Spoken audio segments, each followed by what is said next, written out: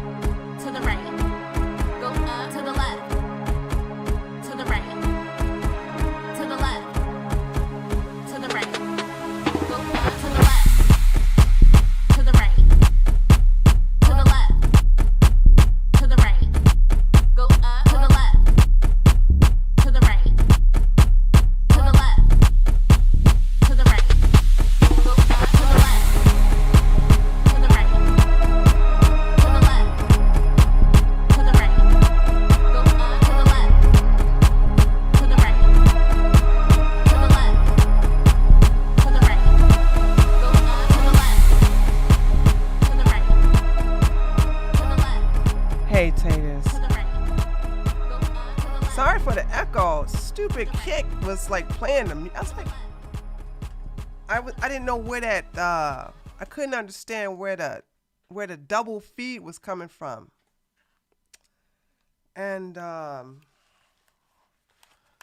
turned out it was coming from stupid kick.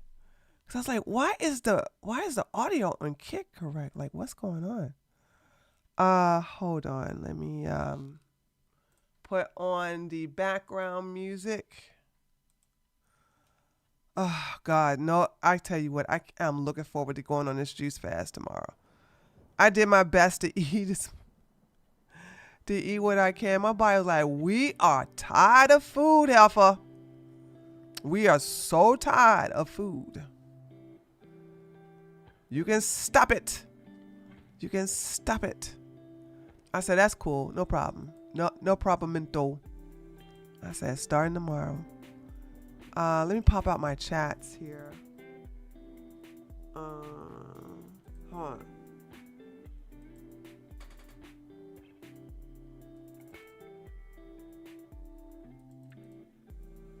Okay. All right.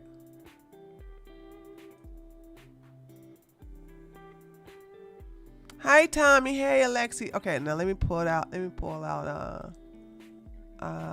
the YouTube chat. Hey, y'all over there in YouTube. Okay, got it. Yes. Hi. Hello, Dominique. Yes, Auntie Tree's here. Yeah, it was doing it. Yeah, Nina, it was Kick doing the playing. It never done that before. So I thought that was just stupid. And then I was losing my mind trying to figure out, where the heck that was coming from. So mind you, I have 2 different browsers open on this computer. Ooh-wee, I got a super chat. Nikki, thank you so much for the Canadian $5. Rollo and Pearl going to war. Well, it certainly looks like she's been rolling around in the trenches. Yeah, I haven't been to her. Now, by the way, I'm so glad I went to Rollo's Twitter space before I even before I opened it on the stream. Because, of course, Rollo's not going to miss our opportunity to post some tetas, okay? So there's like women always, like the whole thing about women always choose a thing to get naked, and men going to always love it. Stay mad.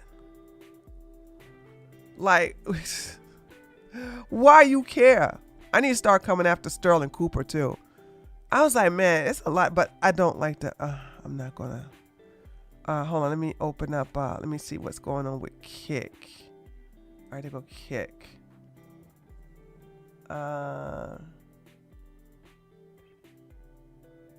Did Kick get what? I sound much better. Yeah, I thank you, Commander Shepard. It may sound a little better. I'm still not completely recovered, but that's because I don't even, like, once I finish this, I did some work I was supposed to catch up on, and then I got in the car and went straight home and went to bed. So, she deserved this. I knew a real woman hater like Rollo would target her. Yeah, here's the deal. Rollo, grandma ass, did a 4-hour stream. We are not going to watch a 4-hour stream. It ain't even that cruel. I watched. Lily had gave me these links a long time ago. Well, not a long time ago. She gave it to me right before I got sick. Right before my birthday. So Pearl did her video, which was 20 minutes long. And Rollo does a 4-hour response to that. That's very effeminate. That's very effeminate. Now, when you got Pearl acting more masculine than you as a biological male, something wrong. Something wrong. Somebody need to get Grandma Tomasi on some hormone replacement therapy. Okay. Because I don't understand. Oh, shoot. I forgot to do something. Granny Tom needs to chill. Facts. Hold on, guys. I gotta go outside really quick. What can I do to get you guys to watch something?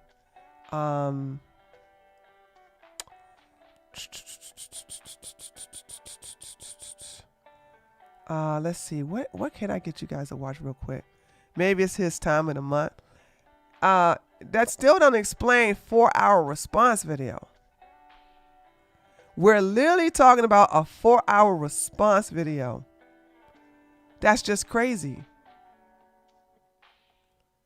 Ain't nobody like, what? Yeah, here go the video right here. Well, let me see if I can find it.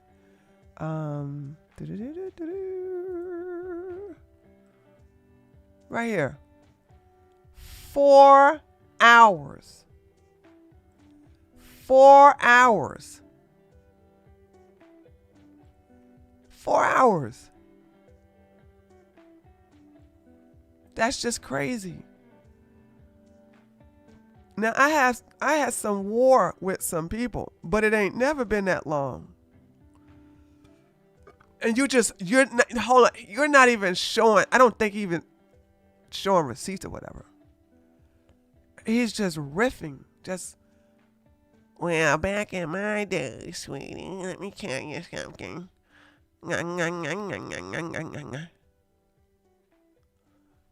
Like, dude, shut up. Hold on, guys. Let me see what I can get you guys to watch until I. Let's see what's man, my political channel. I got to get back to.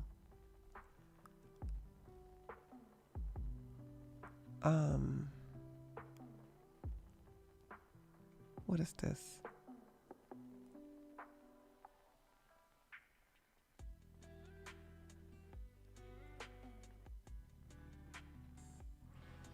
PDFs. Lord of mercy. Oh, okay. Hold on. I guess I can have you guys watch this.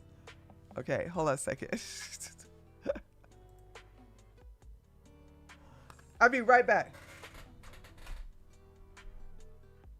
It's your old pal Squirt Bottle. Hello, this is Trump. How you doing, Donald? Who's this? It's your old pal Squirt Bottle. What do you want, Nancy? Oh, I'm just calling to say congratulations. and I just want to make sure you're not coming after me. Donald? The number you dialed is not a working number. Please check You're the not number coming and after dial me, again. are you? Donald? Abaji. That's all, folks. Hello? Hey, Trump, it's your old pal Obama. Hey, now that you're president, I was wondering if you could forget about all that Obama gates. Damn it, Michelle, can you put the damn toilet seat down? I don't want to put the damn toilet seat down, right? I like to be standing up. Trump? The number you dialed is not Trump, a you working there? number. You gonna get arrested Check for the number and Trump? dial again. Well, this ain't good.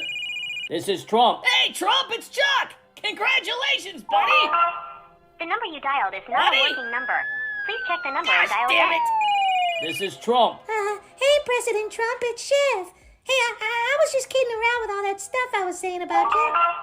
The number you Mr. dialed Trump? is not a working number. Please check the President number and Trump? dial again.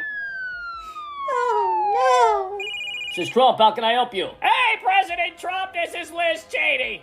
Wow, what a crazy couple of years, huh? The number you dialed is not a Trump? working number.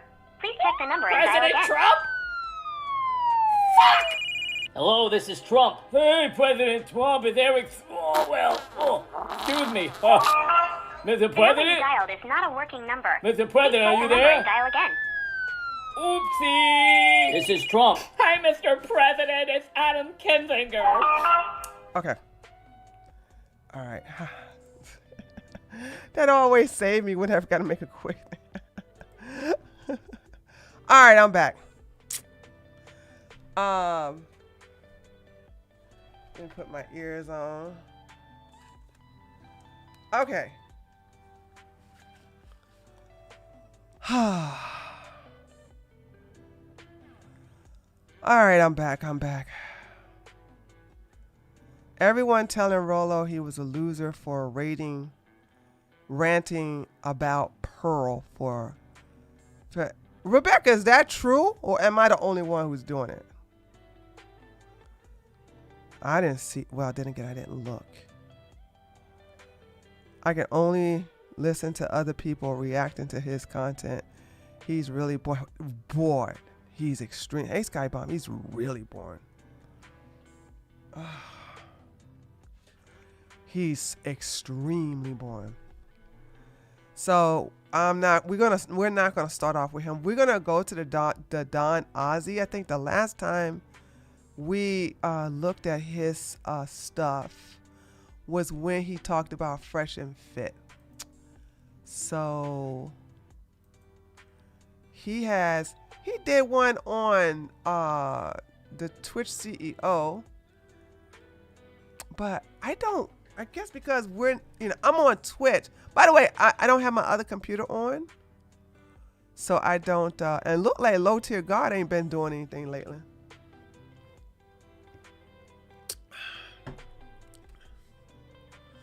So I may have to check this out, but I'm not invested in Twitch like that. You know what I'm saying? It looks like the CEO, Dan Clancy looked like he has something on these people. That's why nothing's going to happen to him. But Fousey, I'm here for. So we're gonna watch this. The full timeline of every rise and fall of Fousey. I have no doubt this is gonna be good. Why is it all starting on like mute? What the heck is going on? Fousey, one of the pioneers of YouTube. I like to think if there ever was a Mount Rushmore of YouTubers who shaped the landscape of the platform, especially. I swear I would love to know how he. How do you become an editor like this? You know what I'm saying? I think somebody would have to sit down and teach me how to do it like he's doing it. His editing style is superb. Like, you guys don't know this young lady because she's on the left side of politics, but her name is Stardust. She did a video on this raghead that y'all don't know about. The reason why I never reviewed the video is because y'all don't know this chick, except for the fact that she wished PTSD on it. But it's not like a lot of people that I know about, you guys don't know about, and nor do you care. And she's one of them, but I hate that heifer. Anyway, Stardust did an exposed video on her. And I have seen Stardust work. And I must admit, I was very impressed with her editing skills. Like, as a YouTuber who wished to have these type of skills, I was really impressed. And I don't give out compliments often, right? But I had to tell her, like, girl, wow, your editing skills are woo. And I wondered, like, has this been the case for a minute, or did she just perfect it, or did she just reach close to perfection? And the Don Ozzy has been like this out the gate. Makes me think maybe he was an editor all along or something like that. Anyway, let me stop talking. Relating to prank/social experiment type videos. Fousey, even today, would have his face right up there with guys like Prank vs. Prank, Roman Atwood, and Vitaly. That being said, if there's one thing Fousey's known for, besides being a YouTube trailblazer, it's the continuous roller coaster that is his career. A journey filled with meteoric rises and even faster, more spectacular falls. Kill myself! Like, seriously, this man's career is the definition of what goes up must come down. So the question becomes, how does someone climb to the top of YouTube, gain money, fame, influence, fail and lose everything, get back up and then fail again, and repeat the same cycle over and over? To answer that, we must start from the beginning. Buckle up, because this is the rise and fall and rise and fall and rise and fall and rise and fall of Fousey, aka Yusuf Eric. Oh no, I can't do my laugh.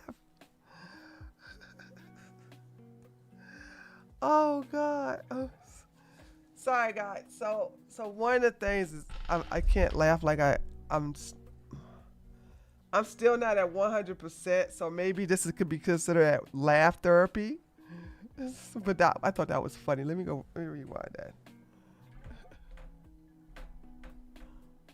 Hold on. Of YouTube, gain money, fame, influence, fail and lose everything, get back up and then fail again, and repeat the same cycle over and over. To answer that, we must start from the beginning. Buckle up, because this is the rise and fall and rise and fall and rise and fall and rise and fall of Fousey, aka Yusuf Ericat.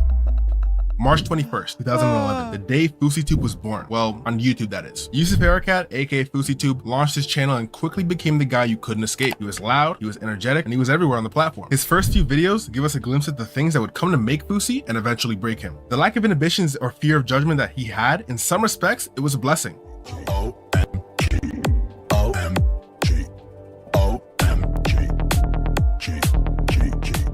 And in other respects, it proved to be a curse. Fousey's early content was a mix of comedy sketches, pranks, and social experiments that got everyone thinking, oh yeah, this guy's going places. And he did just that. He got right into the spotlight. His early content, like we just went over, was exactly what YouTube was tailored for at the time. Evident in the millions of views he received in videos like Middle Eastern Parents. Yeah, they were over the top, yeah, they were comical, and yeah, they were exaggerated. But they struck a chord with the viewers. Fousey wasn't just making people laugh. He was bringing in a cultural twist to the YouTube landscape that made him feel real. He also just had an entertainer's personality. But it wasn't about the shock value or the laughs. What made Fousey different here was how relatable he seemed at the time. He didn't seem like some untouchable celebrity. He felt like the guy you could actually hang out with and crack a joke with. The way he spoke to his fans, it sounded authentic. His personality, while jovial and excited, didn't seem forced like you see in many creators nowadays. What made Fousey's skits Fousey's was how he was able to blend humor and real life issues into them. Sure, he'd make you laugh, but he'd also make you think. Take his early videos. How does he have all this hair? And then to the being like bald, and he got to have he tattooed hair on top of his head.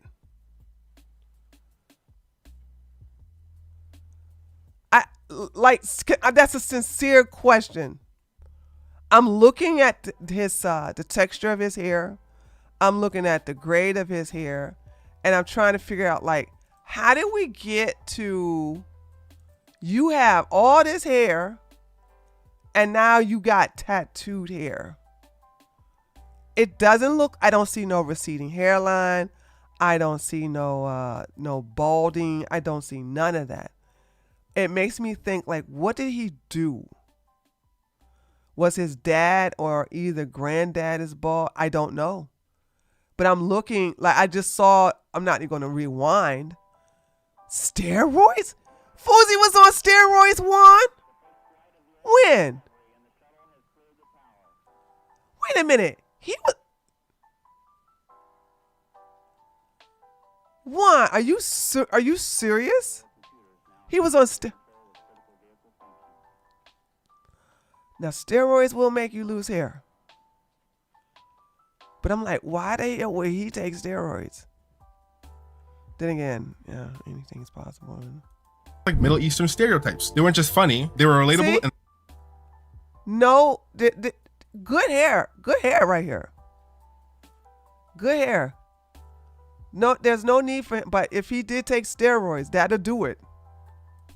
And often hit close to home for a lot of viewers. He became known for his unique style of comedy that walked the fine line between outrageous and insightful. At this time, he was on the up and up. He later transitioned into doing pranks. If you know anything about early 2010s YouTube, you know pranks were the meta. This was the case in large part because of Fousey himself. These pranks really shot him into the forefront of YouTube. Ironically, these same pranks would end up being one of the many slip-ups in his rise and fall. He started out with pranks on his parents. You big oh my God, what the happened? In these videos, he swapped the audio in his parents' favorite Turkish show. In retrospect, this is likely a very calculated move to switch up his content from his typical family and cultural skits to pranks gradually. He mixed them both, and it made it not as much of an abrupt jump for his fans, and they loved it. First real prank he did was the hold my hand prank, where he'd casually walk up to random people in a mall and grab their hands. What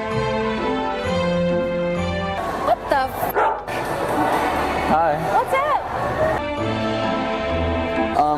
Do you think these are good for running? Yeah, they're really good. They're actually one of our best sellers. Really? What are you? I think My boyfriend's in the back right now.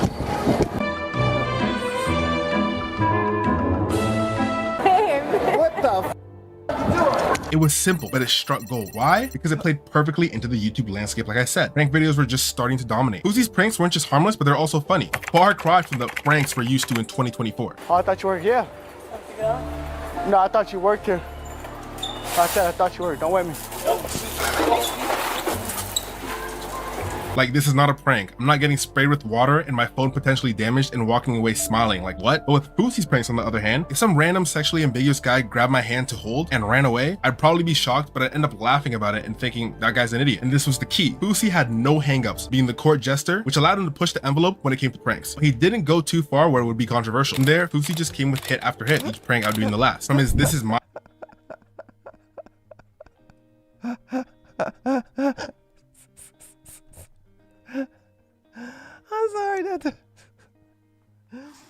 sorry, that's so funny, dude.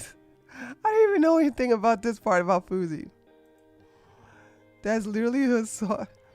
That's, you know, why people do these pranks is because they know, well, he did that to a Sikh, yeah? And Sikhs are very peaceful people. And once again, proud to be black. Proud to be black. Because you don't like to play those type of pranks. And they're rarely played on by black folks. We don't play like that. You know what I'm saying? So he want to spray somebody like a Sikh, which are very, very nice, peaceful people. and you want to spray them with water. Dude, that just would not end well. Machine pranks If you did that to a black person. to dropping people's phone pranks, and when she would drop a fake phone, they all got millions of views. And this is pre any adpocalypse. He was making an ungodly amount of money, and this only continued. Fousey's next big move was to dive into social experiments, starting with the bully experiment. In this one, he had a friend act as a bullying victim while Fousey played the bully, targeting him in front of unsuspecting bystanders to see what they did. It was a powerful setup, and it tapped into something deeper than just pranks. You trying to get away, huh? You trying to get away? Huh? But what did I tell you? What did I tell you would happen next time? What did I tell you would happen next time, huh? What are you doing? Oh, sir, there's a camera right there. Fousey wasn't just there to entertain or make people laugh. He seemed to have a bigger goal with YouTube. He wanted to send a message, change the world in ways he found meaningful. It wasn't just about the views at the time. It was about making people think, starting conversations, and pushing for change. In a way, he did. The video blew up, amassing over 28 million views at the time of this recording, and likely sparking a lot of discussions around the internet. Fousey and guys like him were pioneers of the social experiment niche on YouTube. At the time when the platform was flooded with straightforward comedy, he and a handful of others brought something completely different to the table. They showed YouTube could be more than just an entertainment tool. It could be a tool for awareness and a platform for change. Jumping forward a little bit, by 2013 and 2014, Fousey's success was on a roll, and it just kept snowballing. So if his channel is still up and running, he's still getting money from this. So he's still getting a check not a check, deposit every month. So, like, how do you mess that up? My hair would not be happy, neither will I. Yeah, I mean, and that's the only, I think the steroid notion might be true. Because I don't understand, like, I'm really looking at the gray of the hair, and I'm like, nah, dude. You ain't had no Myron glued on hair thing. Like, that's like, there's no need for you to have that tattooed hair. His skit, pranks, and experiment videos all became massive hits, making Fousey a household name on YouTube with this unique approach to content he was known for. He could talk about serious issues in his videos, and at the time, he had the rare ability to send messages without sounding preachy or corny or pretentious, which even today is hard to come by. Girl, did you say this heifer? Rare ability to send messages without sounding preachy or corny or pretentious. This chick, this fat hippopotamus, ugly red hair heifer right here is the one right here. What I'm talking about, like, that's constantly, like, she's racist as hell. And so this is who Stardust did a video on, and she did such a great, but you all don't really know her enough to give a damn about a breakdown, because she is insignificant, really, to tell you the truth. Even today, it's hard to come by. Most content creators either don't care, and if they do, they fall into one of the three categories I listed. But Fousey was a master at edutainment, and it all culminated with a big moment, winning the Streamy Awards for Show of the Year in 2016. But before that, in the background of all of this success, there was something bubbling. You see, Fousey created a second channel. In this channel, he was more personal with his viewers, and it was called Dose of Fousey. One of the first few initial videos on the channel was the video titled Is Life Worth Living? In this video, Fousey revealed to the audience that he had some bad thoughts, has been dealing with it since he was 18, and just recently got off his meds. The reason I didn't vlog the day that, like, you guys got yesterday's vlog, and the reason I didn't vlog yesterday is because there's something about me that a lot of you guys know, but a lot of you guys don't know. So, since the age of 18, I go through serious depression. There is a mental illness that I have that I've been medicated for years, that just recently I got off the medication for cold turkey. And although he took a pretty jovial tone as he typically did, what he was talking about was heavy. He also uploaded another video called Why I Wanted to Delete Myself. In this one, the tone was a lot less jovial. It was definitely not the Fousey people were used to. He spoke about, due to his Islamic upbringing, he felt a lot of guilt for not following the rules and regulations that were demanded of him. So much so, he had a manic breakdown and tried to scrub the tattoo he just recently got off his arm. And I know a lot of you guys are saying, dude, it's a tattoo, chill. You gotta understand, in the Muslim religion and the Middle Eastern culture, a a tattoo is like forbidden amongst like everything. Like it's like you just don't do it. And especially that fact that it was in a place that was so visible, I didn't know what to do. For 3 months, family, for 3 months, I couldn't leave my apartment. I was nervous, I was scared, I didn't know what to do, I didn't know who to talk to about it. I was panicking. I went and checked in with my therapist. I got a therapist out here, and I cried to her all the time, and I said my life is over, I don't know what to do, I don't know how to tell my mother, my career is over. Once the Tubians find out that Yusuf Arakat, the poster child for what they put me as for over like a tattoo.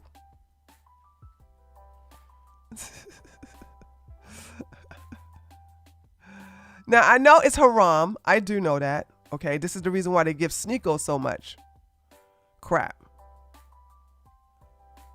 Okay, I remember them. You know, they still give him crap. I wonder, did they try to pressure Sneeko into removing those tattoos? That's what I want to know. But like, dude, you going through like, oh my God, okay.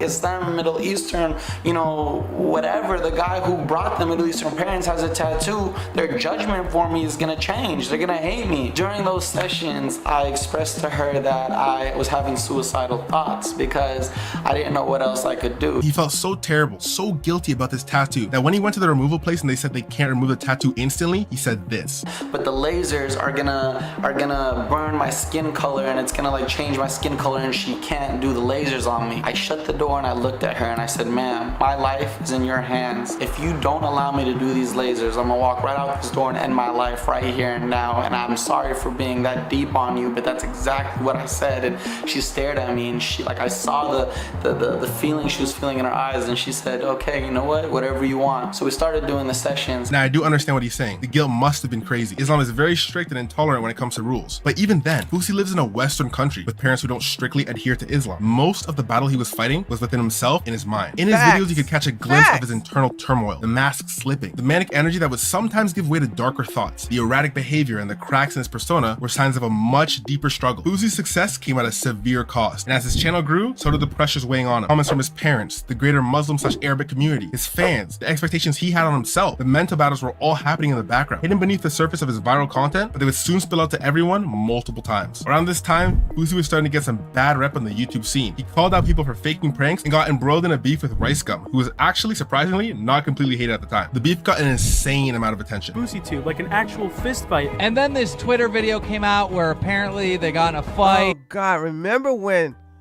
Drama Alert used to be the place, used to be the thing?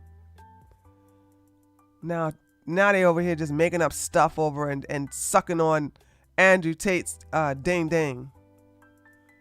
All on their little all on their Twitter account. This video was posted and has blown up all over social media. Fousey Rose, you did this for Twitter views? If you really wanted it, you wouldn't have ran like a little pussy. Shake my head. Yeah, guys, so it looks like Rice Gum literally just punched FouseyTube in real life. Like, this YouTube drama just got... What happened? I heard Scarce. There was a sexual scandal that came out about Scarce. Does anybody know what that was? Keemstar always rubbed me around with same here, DX. Can't stand no Keemstar. No, when you convert to Islam, you're forgiven and you don't need to remove it. Oh, okay. All right. I was going to say that's good to know, but I don't really care actually. But it's good to know. Well, no, it's not good to know. At least I know. So I don't have to assume that they're going to make him remove it. You don't have no idea. You still watch him? Yes, something. There was a scandal. Like he's a cross-dresser, or he decided to be trans, or I don't know what it was. Something came out about him, and I think I was too like, I don't care to, I don't know. I could have looked into it, but I guess I wasn't really. I didn't watch Scarce really that much.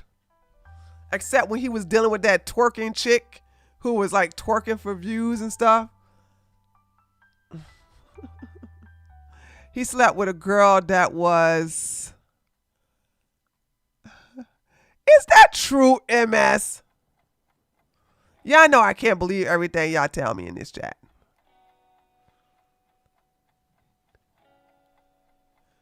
He slept with a girl that was a tard. Was she of age, though? Well, I guess if she wasn't, doesn't matter. It doesn't matter if she was age. If she was, if she was legally mentally handicapped, it doesn't matter. But I don't know. I don't know. I may have to. If I care, I probably have to go look into this. Gonna real, man. Only to be exposed as fake. Step 1 in the process. Rice is gonna send out some tweets, subliminally tweeting about me on Twitter, and then I'm gonna reply telling him that if he wants to talk crap, he should just at me. Well, what some would say is a publicity stunt for both of them. Prior to all this, Fousey was seen as more or less one of the good guys on YouTube, and he quickly became public enemy #1, only adding fuel to the fire that was his mental health. In a display of what I can only classify as one of the worst PR moves I've ever seen somebody do, Fousey had the marvelous idea to go visit a cancer patient and use him as a prop to basically say there's more to talk about than petty drama. This just made it worse. People rightfully pointed out that, hey, you're using this poor kid as a human shield to try and dodge criticism, and rightfully so, in my opinion. It was completely see-through. When he was called out over this, he just doubled down more. When called out again, he tripled down, which only proved to make the situation worse and worse. It was around that time when Fousey went on a crusade about fake pranks, while admitting he fakes pranks too. What happened with me was I'm doing these pranks, doing this stuff, everything's going good. Okay. Tattooed. That's not real hair. This man literally sat down and allowed a tattoo artist to put all these dots here as if that was hair. That is so crazy. And then I start meeting some of the top no names. Of course. I start meeting people, and then I learn about it. I'm not the one who created this. A lot of people like now are saying, you ruined the genre. Yeah. Man, shut your dumb up. Yeah. I got taught it. Yeah. I got understood it. You I learned, was very naive, and then I got taught it, and I was like, this was my reaction. Wait, you guys fake? Yeah. And they're like, really? Fousey claimed to only do real pranks, but other big YouTubers, namely Vitali, taught him how to fake pranks and get better reactions, and thus getting more viral videos. Now, back to the award show. This was a major accomplishment, solidifying his place as one of YouTube's top creators. Very impressive, especially given all that he was dealing with at the time. And during his acceptance speech, Fousey addressed his struggles and his controversy in a way I couldn't have made up if I tried. For a long time, I looked at myself in the mirror and I based myself based on what I read on the comments. I felt worthless. I felt ugly. I felt gay. From here, it was more of the same. While Fousey clearly didn't care about being laughed at or made fun of, there was a caveat to that. Fine print reads, if it's pursuant to amassing fans and support. Fousey is not one of those YouTubers who can disregard hate comments for what they are and take criticism with grace. If it wasn't obvious by now, it'll only become more apparent. But the affection and love from his fans is what sustained him. So naturally, Dude! I could never understand this. And maybe, you know, it's true. The higher you rise,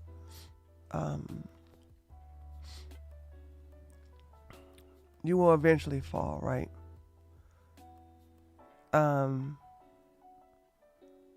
However, I think if you stay on a certain level, there is, like, you don't go no high, but you don't go low, whatever. Like, what?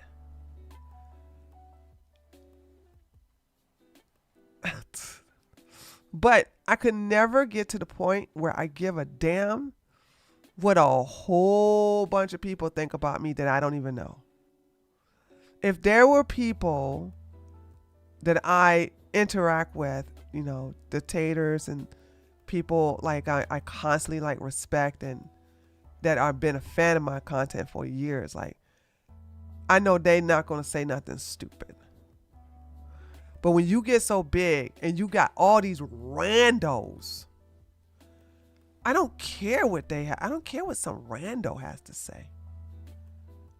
Every now and then a hater will say something and you know it's true. I remember, like, what was this, 2019? it was obvious that I was, gaining weight. And then somebody like, haha, tree getting fat. That's all that person said.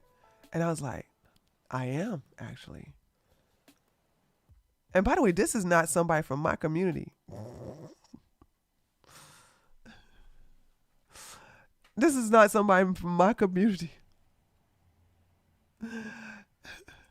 And I said, and I knew what they were saying was true. It was true. So I couldn't get mad. But, when you start, saying, oh, you wearing a wig, like these people don't even know dreadlocks are my hair. Like when I was on the Simpcast, the ladies were, that was my first time coming on Simpcast without a hat on. And so I was showing my real hair. It was, crinkly. And I was like, guys, they was like, oh, you got braids. I said, no, this is my real hair. And I had to literally like flow through it. I said, these are dreadlocks. Because white people don't understand black hair, right? And I've had a hat on for so many years. If it ain't a hat, it's a bandana. So it's like people don't even know that this is my real hair. So when people say stuff like, oh, you got a hair hat on, that doesn't bother me because I know this is my real hair. And when I really have a hair hat on, they ain't got nothing to say. Okay? Except for the people who do know me. Talking about something, I don't like that Donna Summer wig on. But let me put the Afro wig on and oh my God, they can't shut up. So yeah, I don't care. Like my life is not hanging on the words of some randos. So when you sit up here and allow some randos to say a bunch of stuff about you, you're insecure. You're so insecure. It's so crazy to me how white people make fun of us for wearing wigs and weaves when they do extensions in the same thing. Exactly. I think people are just jealous because we have the option to wear wigs. I think like, so what if you want to, like somebody who wear wigs now, you know what I'm saying? Well, one of them out of spite. But, it gets a certain reaction. I'm like, yeah, I see the draw to the wigs. But when you really think that this ain't my real hair, okay, you got a problem. So I don't feel bad, nor do I feel the need to defend that. Because it's my hair. I know it's my hair. So I don't really, the only time I think I would ever, and if somebody says something so disrespectful, I just block them. Block them or ban them from the channel. Now, if it gets to the point where they're just saying something like minor or something like that, I'll correct the record. But other than that, like, nah, I'll block your ass quick. Criticism and hate destroyed him. As he continued to get into beef after beef, his name grew, his subscribers grew, but so did his detractors. You know, I was in the last 2 weeks. Why, would you like to know why? Why? Fousey was seriously struggling, going back and forth, both mentally and physically. He lost weight and gained it back like 40 times. I'm not happy with this. Oh my God. Like, there's no other way to put it. What? There's no other way to put it. Okay. All right. Look like who said the steroids thing? Whoever said that, okay, you were right. Did you see that Pearl called Isabella a 6? Oh man, please tell me, hey Sarah, what did my girl DeLuca do? I know she got her back, right? Especially side-eye men that criticize us while having either hair transplant or hide their balding with hats. Yeah, but we know we be vibing. Y'all notice that ever since I called out Myron for having glued on weave, he cut down on calling black women hair hat hooligans. Isabella called Pearl a 1? What? Oh my God, dude. No way. No. Oh my God.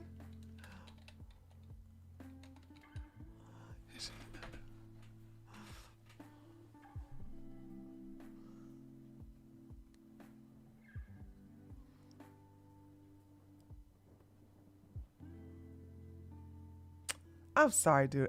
I love her tenacity. Ooh, oh, girl. Oh my God.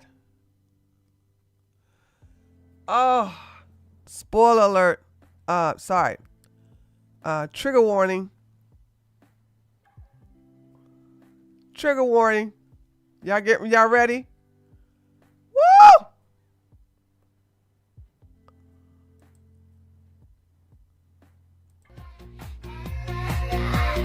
Oh, let me turn that off.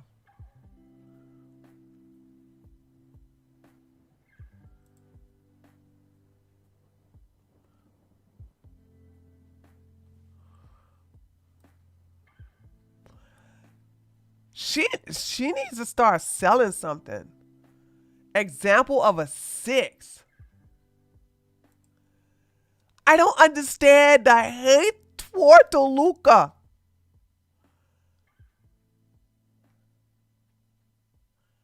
I can see past the makeup. I think I round up. I can see past the makeup. If she was actually a 7, she wouldn't need much. What's wrong with makeup? Nothing, but 7+ don't really need it. Like mids do. Yes, they do. She's a 6 that for that rack and hips alone. This is why women can't rate other women accordingly. They don't even know what to look at. Girl, you getting? She's a 1 for using a face filter. She's not using a face filter here. What are you talking about? Total hetero move, obsessing over an AI generated face filter. She's gotta be gay or a woman to even care. Facts, actually. More gay men on the right, or more gay men are coming out after women now, I notice. You are an example of a jealous hag. I did casting, actually. You're still, look, he ratioed you too, Pearl. And you demonstrate my point on this platform daily. Grok, what do you name a psychology of a 28-year-old woman who dedicates all her judging on making fun of other women online, especially women who would be considered more physically attractive on a scale, social scale, nice. Hey, wait a minute, you can, is this a new feature for Grok? You can act Grok, and Grok will come and respond to you? Hey, the psychology behind a 28-year-old woman harshly judging more physically attractive women online often stems from insecurity and social comparison. God damn.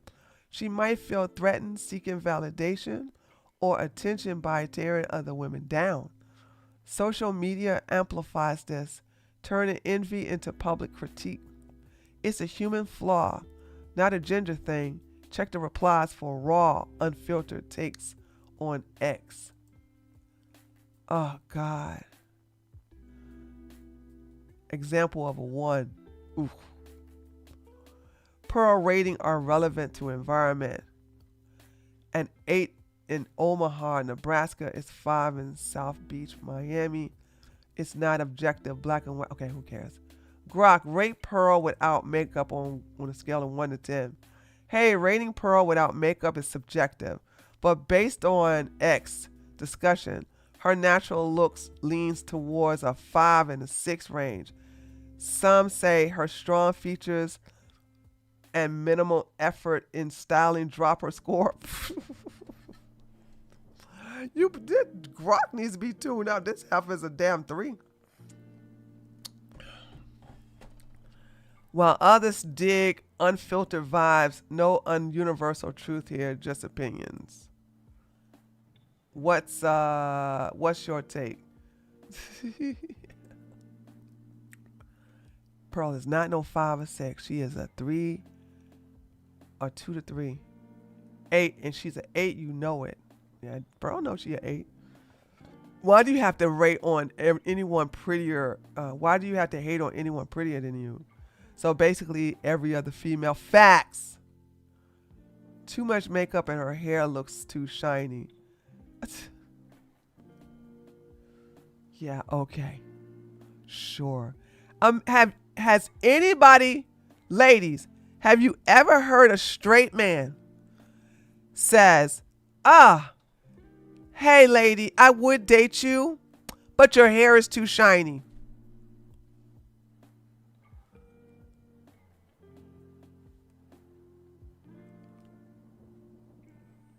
Have y'all ever had a man say those things? A straight man, a straight man, straight man. Okay, a straight man.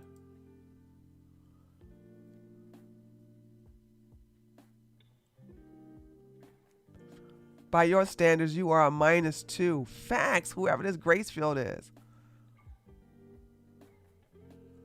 She's an easy 8. I'd say 7, maybe 8. You are definitely a 2, maybe 3. See, this is what I'm talking about.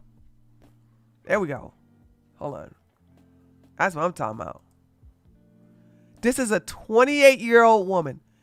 A 28-year-old woman. 28 years old. All she does is talk about other women because she's ugly and she looks old.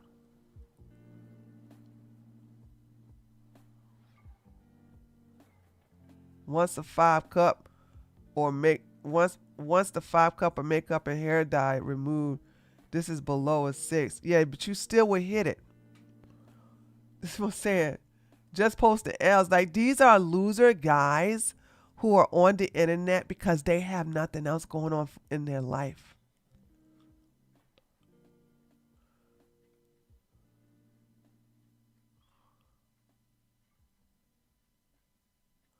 That will make you a -3.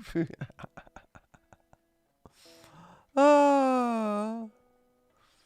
Yeah, this is rage bait, but think about it is that example of a 6. Oof. Example of a 1. Look at this though. This is, oh my God. Oh.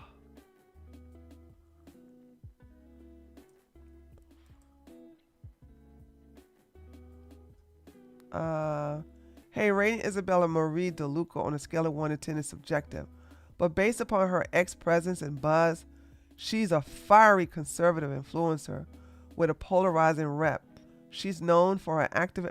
Just give the numbers. Definitely not a 1 by any metric. Wait, you're not going to give her a number, but you gave Pearl a 5 to 6?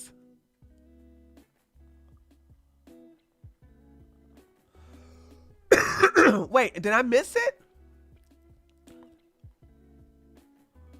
Now, pardon the outspoken stand-up.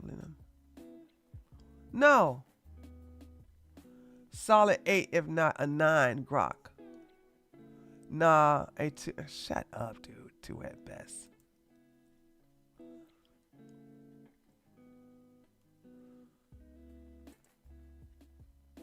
Why is Pearl always starting fights with prettier girls?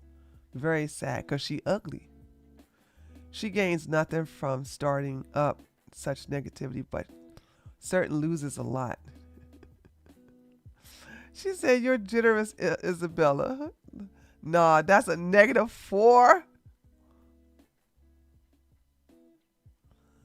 You the Pearl. Why are you so upset? Yeah.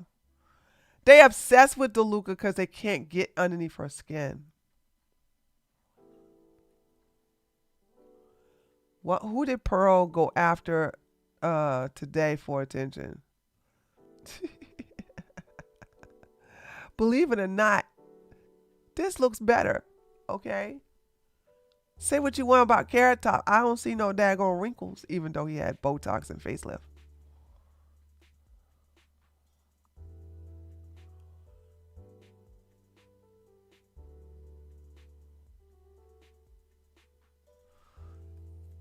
Okay, ladies, let's settle this.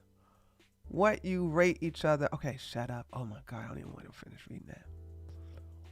Invitation to a murder. You're being too kind. Somebody use Pika to help these two kiss up. Why? Not nice. Not too much of her. We demand cat fight. Why? DeLuca's too short. How can I unsee this? -1. Bruh, I'm dead. Stop it. This picture is scaring me.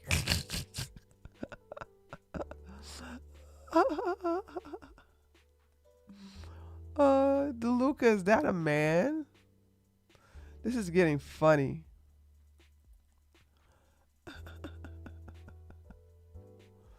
Oof, not even a 1. True. Ew! Yeah. I knew she was gonna come through. She always come through, dude. She's like, I'm gonna still take some pictures. And y'all can still hate on me. Okay? There are more people who want to F Carrot Top than there are who want to F Fact Spitfire. Her personality really makes her a 0.05%, doesn't it? Yeah. But she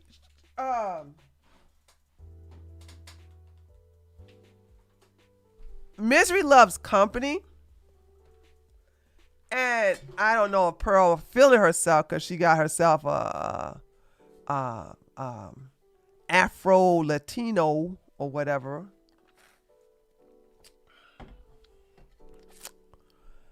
But yeah. You got a man that just is at his wit's end when it comes to relationships. And he decided to take what's the best thing left that's coming after him. Now, she chased after him. It wasn't the other way around. So, anyway. Yeah, her dusty sugar baby. You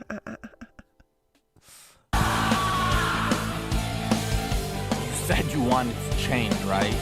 You said you wanted the body you've always imagined, right? Well, what are you doing waiting for it? Change doesn't come overnight. Change doesn't come knocking on your door.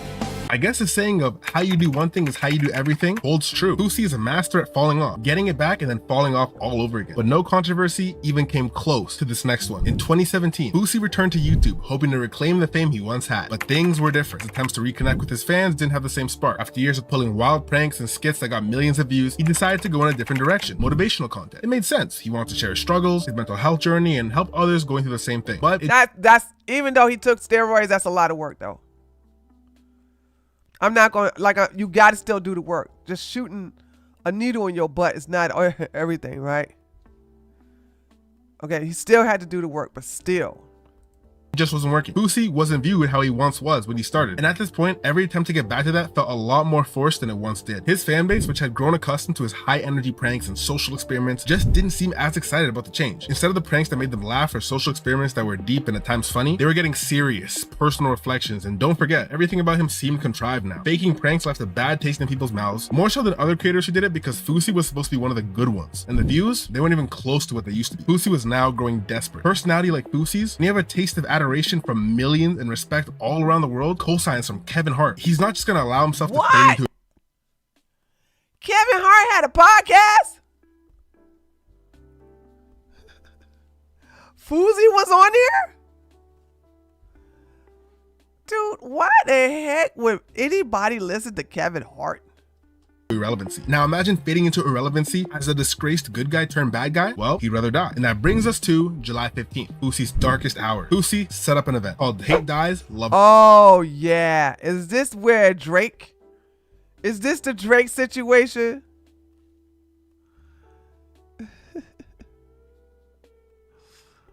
Is Pearl and that guy married? No, they're not married. They'll never get married. He doesn't believe in marriage.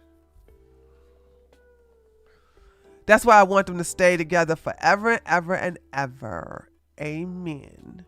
Arrives. This event, according to Fousey, was going to put an end to all the hate on YouTube and between YouTubers, as well as usher in a new era and focus on love. It was supposed to be the day that would change the world, or at least that's what Fousey promised. This wasn't just going to be a regular event, no. This was going to be the biggest comeback ever. After being off the platform for a while, Fousey reemerged, claiming he had a message of love and positivity so powerful, so impactful, that it would shift the entire world's energy. But it didn't quite go that way. Taking back ownership of my life and my power and throwing the biggest event that Los Angeles has ever seen on July 15th. I'm so excited. I'm so excited. We're just getting started. It was hyped like nothing else. Fousey claimed he had locked in super big names. Most What is this on his face? notably, Drake. He was stated to show up and perform. Yep, I knew it. I was like, this is the Drake thing. The promise was bold. This concert would be the start of a revolution of positivity, and Drake would be the centerpiece. As the event drew closer, the hype reached new heights. Fousey's been trying to get a bunch of big celebrities to come to his event. He's been trying to get LeBron James. He also tweeted out saying that Drake was actually going to be at his event. Drake was in New York during this event, by the way.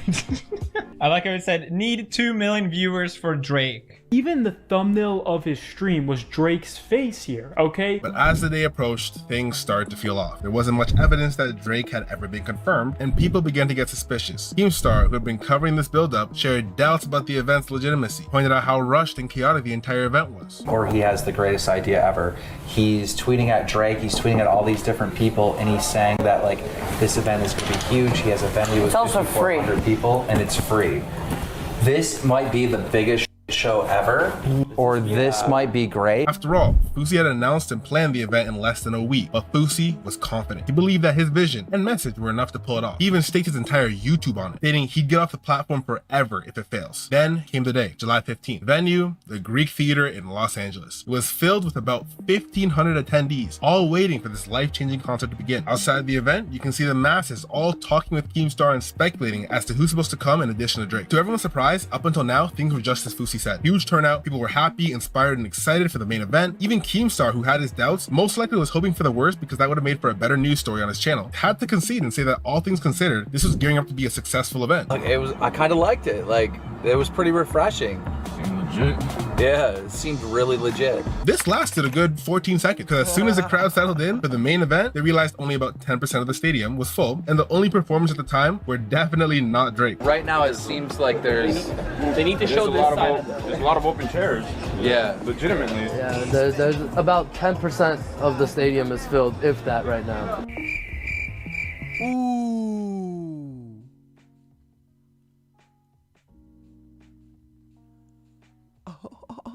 Oh, damn. Oh, no. I got my bro Show Luciano right here. We gonna teach y'all a dance. We gonna teach y'all about the lit poppy. Over here, lit like a pig. All these bitches on my dick. Wanna fuck me and they think. They get on with the shit. They get on about to hit. Too legit to quit. Hey, 1, 2, 1, 2, 3. Just when you think things couldn't get worse, the power went out in the stadium. Guys, they lost power. Guys, there's a power outage in the whole entire These lights are still on though. Oh yeah, no, we're good though. There's no way there's a power cut right now. I don't know what's going on. This is really creepy. All the power has went out in the whole building. Everyone's being evacuated. If you can see all the way up. Oh, bomb scare. I'm like, I remember this. Somebody did a bomb scare, right? That's what happened, right? All going that way. Oh my god. Don't worry though, Fousey ended up confirming Drake is on his way. Once Drake makes his appearance, then everything else will be overlooked. Now, given how things have started to deteriorate, people weren't 100% sure what was going on. Keemstar very obviously trollingly says they probably made way for Drake to come in by moving us all here. Others thought he was already here, and others yet thought he would never appear. In 7 days, 5,800 people sold out. Oh, is this last week? 60,000 people already watching, and by 9 p.m. tonight, 2 million live viewers will be tuned in to see Drake live on stage at Hey Dies. Drake's coming? Drake's here. Drake's here. Drake is here. We That's should have stayed. That's why they evacuated the building is so Drake could get in. Do you guys could Keemstar be so stupid to fall for this? Even I was watching this live and I said, guys, where's the... I'm constantly saying this, by the way. I'm constantly saying this over and over again with these big accusations. Where's the evidence?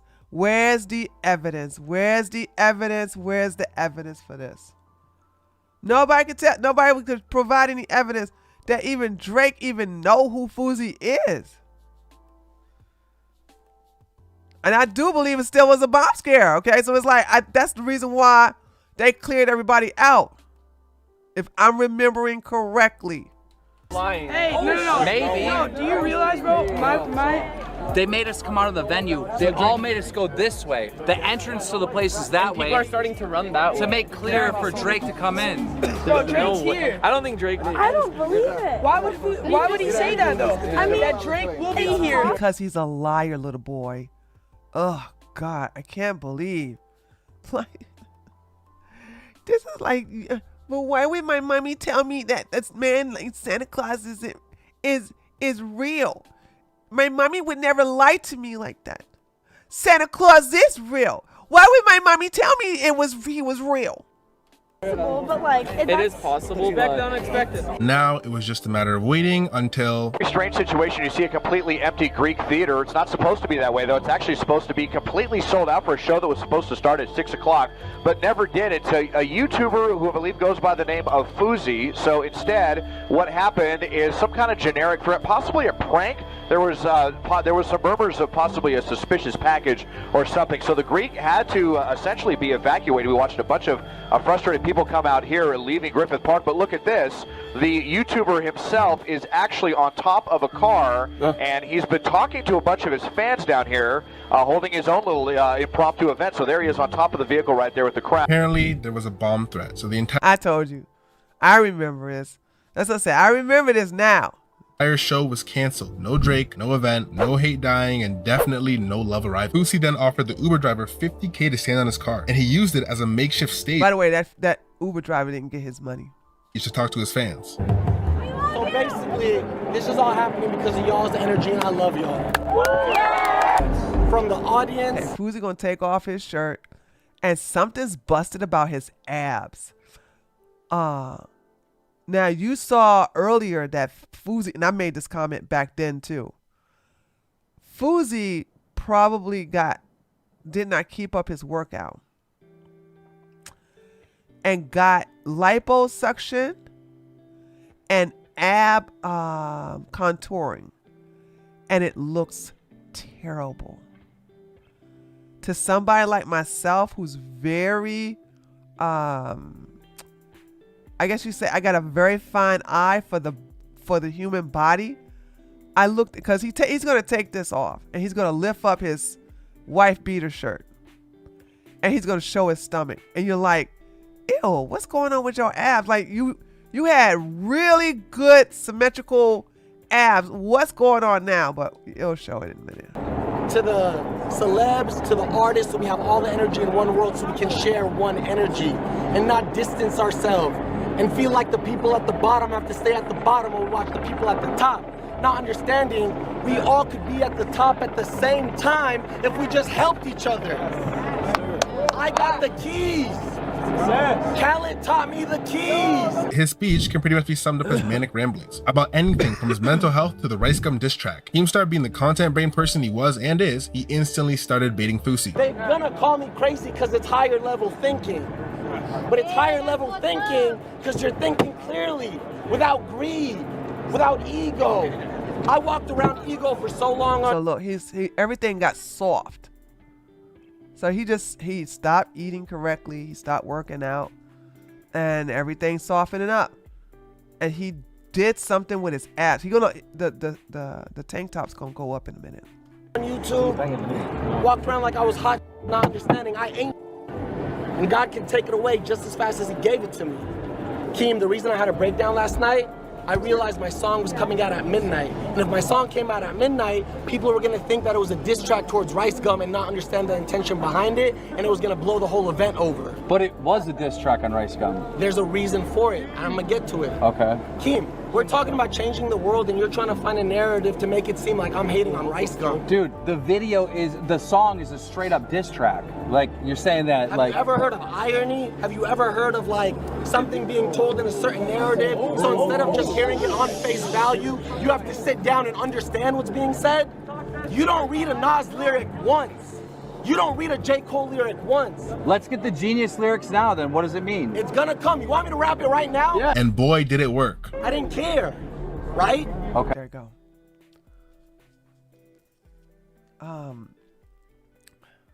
Okay, well, my bad. I thought this was contoured. This is not the contour one. But maybe his stomach looked terrible. Why would you lift your stomach? Man, if you don't have a flat stomach, even if you don't have defined abs, what's the point of showing it? You know what I'm saying? This looks terrible. But before I even got to do the event, before I even got to tell my story, you're making a documentary on it so you can post it after the fact. So if it flops, you can have the hot news on how Fousey up and he should himself. Or if it's a success. Or if it's a success, I become a good person. But why are you gonna profit on me being a good person? Why can't I make a documentary on this story? But what I'm doing right now is I'm trying to capture reality, okay? I'm just talking, and you know what? My feelings towards you goes nothing towards your group. I love Banks. I asked him if I could join Clout Gang in his DMs when I was sitting on my couch smoking weed, playing Fortnite, giving up on— Why does stupid Uber driver allow all these people to stand on top of his car? So stupid. Life, but he still gave me attention. He didn't say yes, but God wanted that to happen because he wanted July 15th to happen. So, wait, Banks, you give Banks love because he gives you attention. I'm doing a whole documentary about your whole event. Banks no doesn't love? give me attention. I'm he a gives hater? me attention in real life. You're giving me attention because it's gonna put money in your pocket, honey. Fousey rightfully called Keem out. He was trying to play both sides. He gets the profit whether it's success or a loss. Fousey also let him know that Keem purports to be his friend. Meanwhile, he only gives him attention in this fashion, documenting his downward spiral. And in real life, he's nowhere to be found. Keem was low-key the evil genius surrounding this, in my opinion. Don't get me wrong. Fousey's erratic and manic behavior was obviously the driving force, but Keem 100% gave him that little push that he needed. He continued to scrutinize him until Fousey just couldn't keep it in anymore. He was remembering all the videos Keemstar made, documenting his bad actions on YouTube, his comments regarding him, the turning sentiment towards him, and he was seeing the same person he blamed for all of it, reopening those same old wounds once again. Not to mention, the event was an abject disaster. And who's here to comment on how much of a failure Fousey is once again? You made me want to commit last year. I wanted to kill myself because of all the attention you gave me. I rewatched videos going viral after the attention you're giving me now of you saying— I don't know. Let me ask y'all something.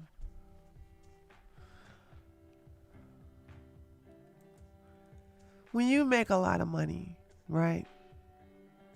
When you become a multimillionaire, not just a millionaire, a multimillionaire, do you care what people think of you? Be honest, be honest, be honest, be honest.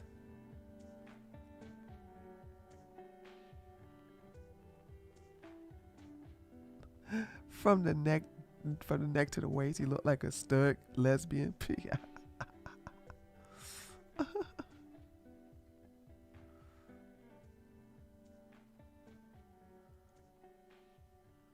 Okay. Okay. Okay. Everybody's saying no. I wouldn't. By the way, of course I wouldn't, but I'm like, I don't think I would hear it on my private jet if I had my dude. That song by 50 Cent, dude, that's my national anthem. I'm laughing. What do you say? I'm laughing. What? How does it go? I'm laughing dun dun to the bank. Ha ha ha ha ha ha. How do those lyrics go? I think it said I'm laughing. Oh, I gotta go listen to it again. How is it my national anthem if I forgot the damn lyrics? Laughing straight to the bank. Ha ha ha ha. Oh, so it is straight to the bank? I'm laughing straight to the bank. Ha ha ha ha. My rhythm is off.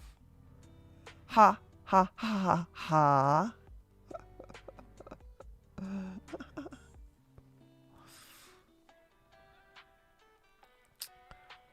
Dude, when you got money in the bank, you can say what you want about me. The lyrics are right? Okay. I think I'm just off on the beat. I think you'll get to the point where you just don't care. Dude, having money to the point where you're like, yeah, y'all can hate me, but guess what? And you know what? I wouldn't even do what other people do. Like, oh yeah, I hate, like put a camera on myself and go, haha, y'all hate me. I guess what? I'm about to go to the bank right now. Ah, ha, ha, ha. Oh, y'all hate me. Guess what? I'm on my private jet. I wouldn't even do any of that.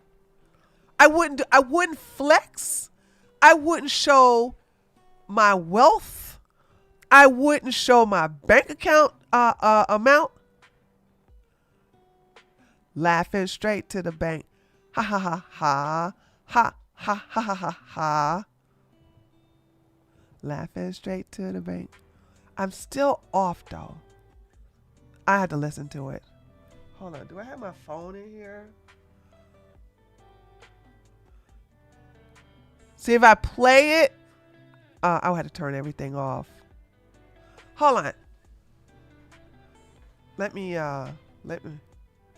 Asmon Gold Energy, so much money, doesn't care what anyone says about. There you go, Alu. Asmon Gold money. Hold on, I'm gonna go listen to. I'm gonna turn everything off so I can listen to it. Hold on a second.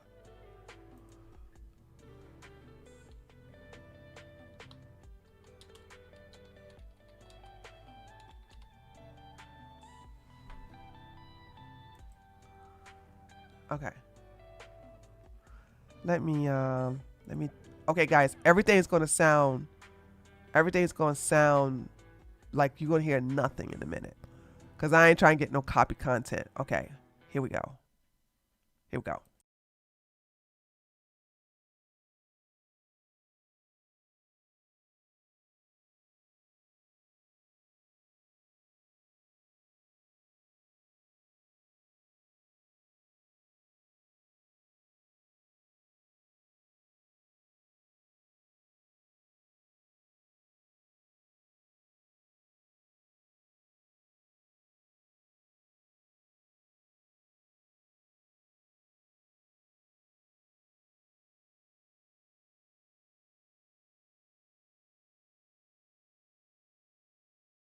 That's what I was missing.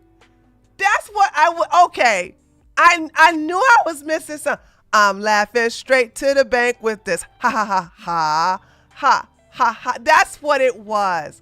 That's what I'm missing. I'm laughing straight to the bank with this. Ha ha ha ha ha ha ha ha. That's what I was missing. Y'all wasn't giving me all the lyrics. That's what it was. Y'all wasn't giving me all the lyrics. I'm laughing straight to the bank with this. Ha ha ha ha. Ha ha ha ha ha.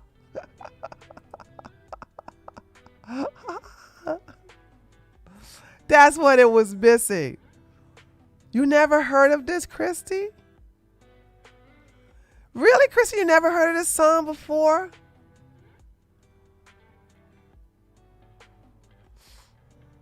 Yeah, there you go.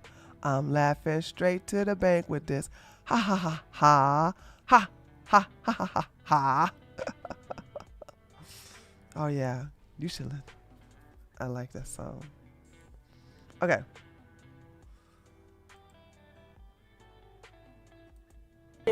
Fousey is the biggest piece of egotistical on this earth. I have bipolar and depression. That what you put into my head made me want to kill myself. Finally, he was pushed on the whereabouts of Drake. Where is he? Why hadn't he acknowledged anything this whole time? Or confirmed or denied that he'd even be here? Matter of fact, how do you know that he's even supposed to be here? At the time when he was asked this, he just started schizo posting in real life in real time. But later on a separate podcast hosted by H3H3, he said that he knew Drake would be there because he met a guy who was reportedly part of OVO. Told him his story, and he said that Drake was gonna be there. All for free, by the way. Drake, you were in touch with Drake. You're still saying that. I'm still sticking to the story. I found the guy who I ran into in the club that night who gave me his verbal Kia.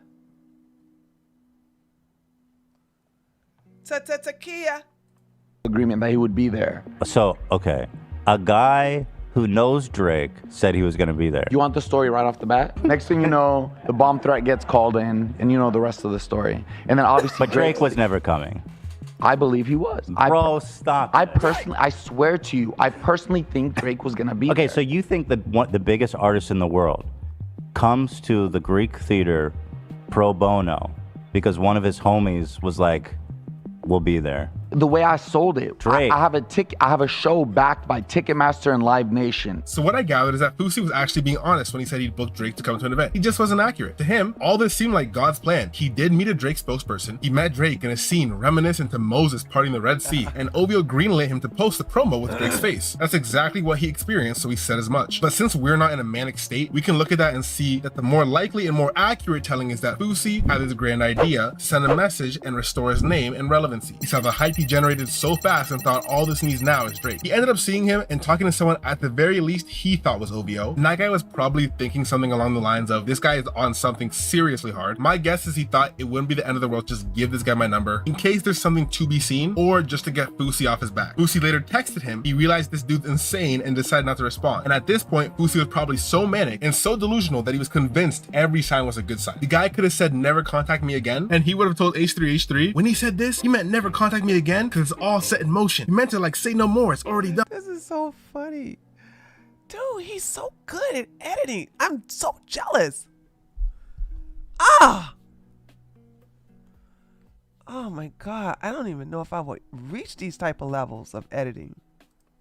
God's plan, you see? I mean, you heard him. He's doing mental gymnastics already. We, being removed from the situation, can easily see that somebody ignoring you is proof he isn't taking you seriously. But Fousey sees and saw at the time confirmation to post the promo of Drake being scheduled for this event. So to me, it's not like Fousey's lying or necessarily even technically telling a dishonest understanding of what happened. He is just legitimately delusional. I feel like someone lying would not go on a podcast and say, yeah, man, he ignored all my texts, and that must mean it's okay to post, because he would have just said no. You'd probably leave that part out or say that he responded in some way. And even July 15th, he gave a date and he said what was going to happen. It's not like he said, oh, sometime in the future. He had to answer to somebody, and he staked a lot of things on Drake being there. So at the very least, I do think he thought he would come. Anyways, after the abject disaster that was July 15th, what Fousey thought would be the revival of his career was actually the metaphorical piss upon his grave. He had to go full damage control mode. People were saying he was lying. He himself called him the bomb threat. Drake never knew him, and an OVO spokesperson apparently said that as well. Fousey borderline showed signs of Stockholm syndrome. People who were destroying him with these comments, he was trying to appease. Keemstar, who he even acknowledged is the proverbial gasoline on this whole fire, he sat down with for yet another interview in the hopes to try and control the narrative, at least somewhat. Knowing how good at baiting Keemstar is and how easily baitable Fousey is, you can easily guess how the interview turned out. Are you trying to... Oh yeah!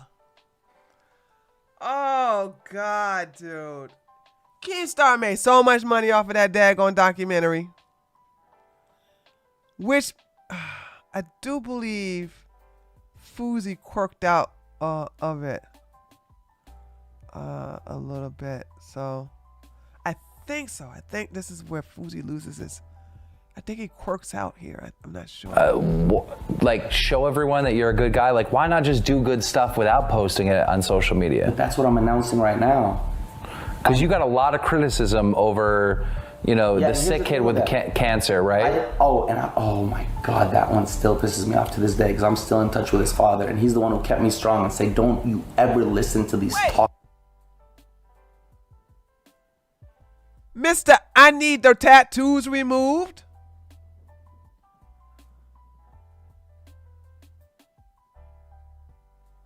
Do you know this is my first time recognizing he had his entire forearm tattooed and his the back of his hand?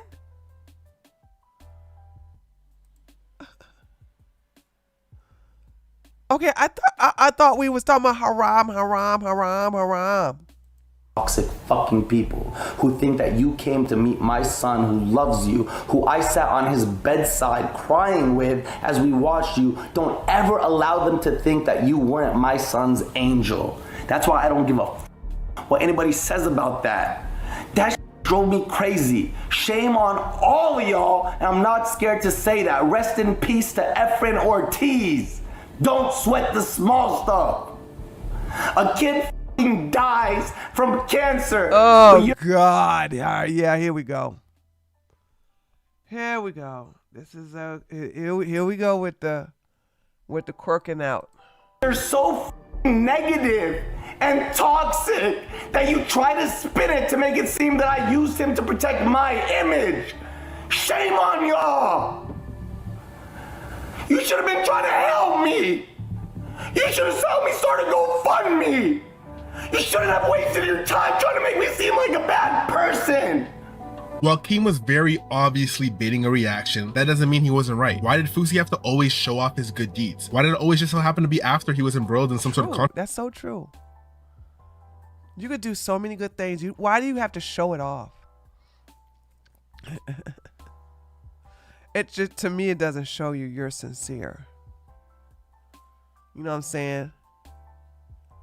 Like, oh yeah, I'm going to film myself visiting a cancer kid. Like, why? Controversy. Well, like I said, it's because that love feeds him. It's that feeling he's a good person and knowing he's a good person, and more than that, others feeling that way about him and telling him that. That's why he said this during the rant. You should have been trying to help me. You should have helped me start a GoFundMe. You shouldn't have wasted your time trying to make me seem like a bad person. He emphasized that you shouldn't have tried to make me seem like a bad person and got most animated while saying that, because that's what his biggest goal truly was. Not to say he didn't care about the kid at all, but he was, in my opinion and the internet's opinion, at the very least a second priority. The reception stayed the same. Fousey was the villain on YouTube and no one was in his defense anymore. He lost a lot of the cosigns he had, especially all the mainstream celebs. He tried one final Hail Mary with the DJ Khaled music video, and once again, no cigar. He then took a multitude of extended breaks pictured here, each break in return leaving him at a lower view total until he finally gave up for good. It was a moment that has never happened to me before, because in all my years of therapy, when they asked me, the number one question they ask is, are you s***? My answer would be, I fantasize about s*** all the time, but never would I have the courage to take my own life. And the day I posted the video and I got that pushback from everybody is the first time in my life where I said, you know what? Fousey ain't gonna never take himself out. I don't believe people keep constantly talking about something. I'm gonna unalive myself. I'm gonna unalive myself. I'm gonna unalive my. Okay, do it already. I mean, I think you're just full of crap. You're just full of crap. You ain't gonna do nothing. You keep making these empty threats and you just never follow through. So you're just doing it for attention. I agree. He might take someone else out though. Maybe. He's part of that tribe, so you might be right.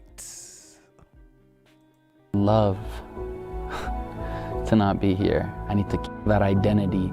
I need to keep everything that I once knew and everything. Like, I need to just kill that past life of myself and begin anew and start a new journey, no matter how long it takes, without understanding what I'm doing, and just leave the country as I told everybody I would.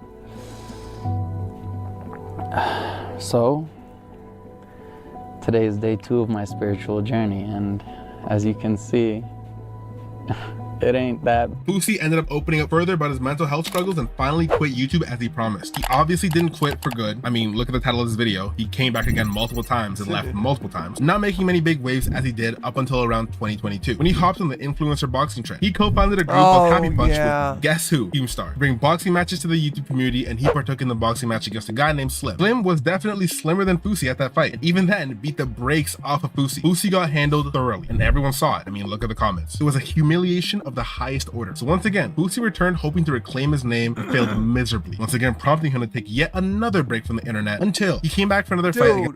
Fousey goes down and up, down and up. Like that's what I said. When you saw if you see the beginning, I'm gonna give you guys a link. Let me give you guys the link to this video. He said, the Don Ozzy said, somebody who did a rise and fall and rise and fall and rise and fall and rise and fall, rise and it was so funny. So that's to the whole entire video. All right, now let me give it to Kick. If you all want to watch it without me commentating, there you go. It's like the rise and fall, the rise and fall, the rise and fall, the rise and fall, the rise and fall. As prominent YouTuber Deji, aka Comedy Short Schemer. This return was different. So you ask? Take a look at it. It wasn't the pretentious Buddhist monk Fousey we saw before he left. It was not the manic Fousey we saw on July 15th. Nor was it the fake nice guy who wanted to be loved by everyone that Fousey came to the YouTube scene as. No, this was Fousey I didn't want to be loved by everyone either. You understand it? If you try to be loved by everyone, you're going to be miserable.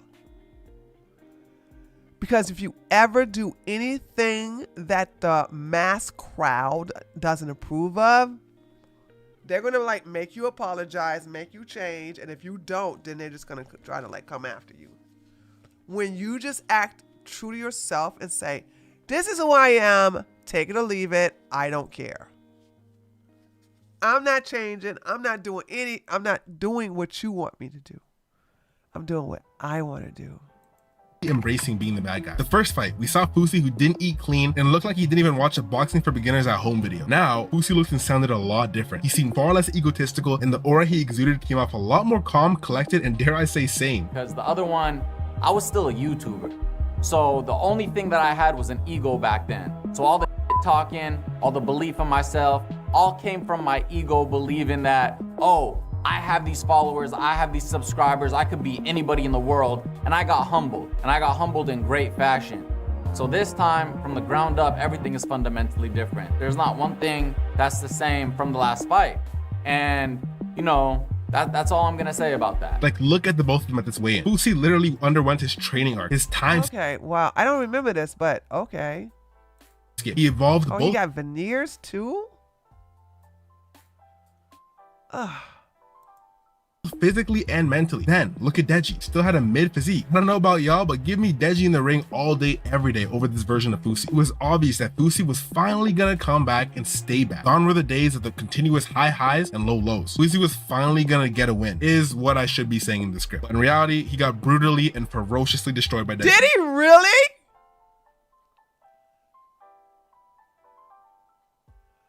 What?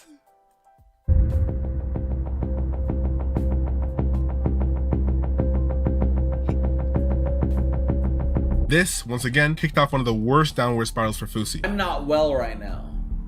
I'm not. Fousey, how do you get in tip-top shape but don't practice your boxing skills? To where like an unconditioned Deji beat you in a ring, knocks you out, knocks you on your butt. How did that happen? Like, what in the... It's a man thing, Dominique. It's what it is. Men do that. Like, how? Huh? You're supposed to have enough strength, enough wind to beat that fight. You just didn't. I ain't see you land one punch. You might think, how are you not well? You're living in this home. You have this, you have that, you have this, you have this opportunity, you have this opportunity. Mentally, I'm not well. I'm not. Spiritually, I'm not well. Ever since August 27th, the day of the fight, I haven't been well. A lot of you don't know this, but right after the fight, I went to a 10-day mental rehab facility. By 2022, Fousey's YouTube days are mostly behind him, but he wasn't done with the internet just yet. This time, he turned his sights on Twitch, jumping into the world of live stream. Fousey started off insanely hard. First stream being a 75-hour straight live stream where fans watched him sleep, shower, and anything you can imagine. It had an amazing reception. It seemed to be a fresh start. No more scripted skits, no more carefully edited pranks, just Fousey live and unfiltered, in front of an audience that could see every moment as it happened. He finally actually had more supporters than.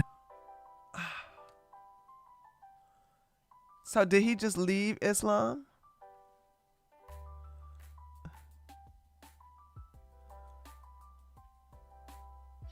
He wasted too much time on working on his body, not on his boxing skills. That's what it looks like.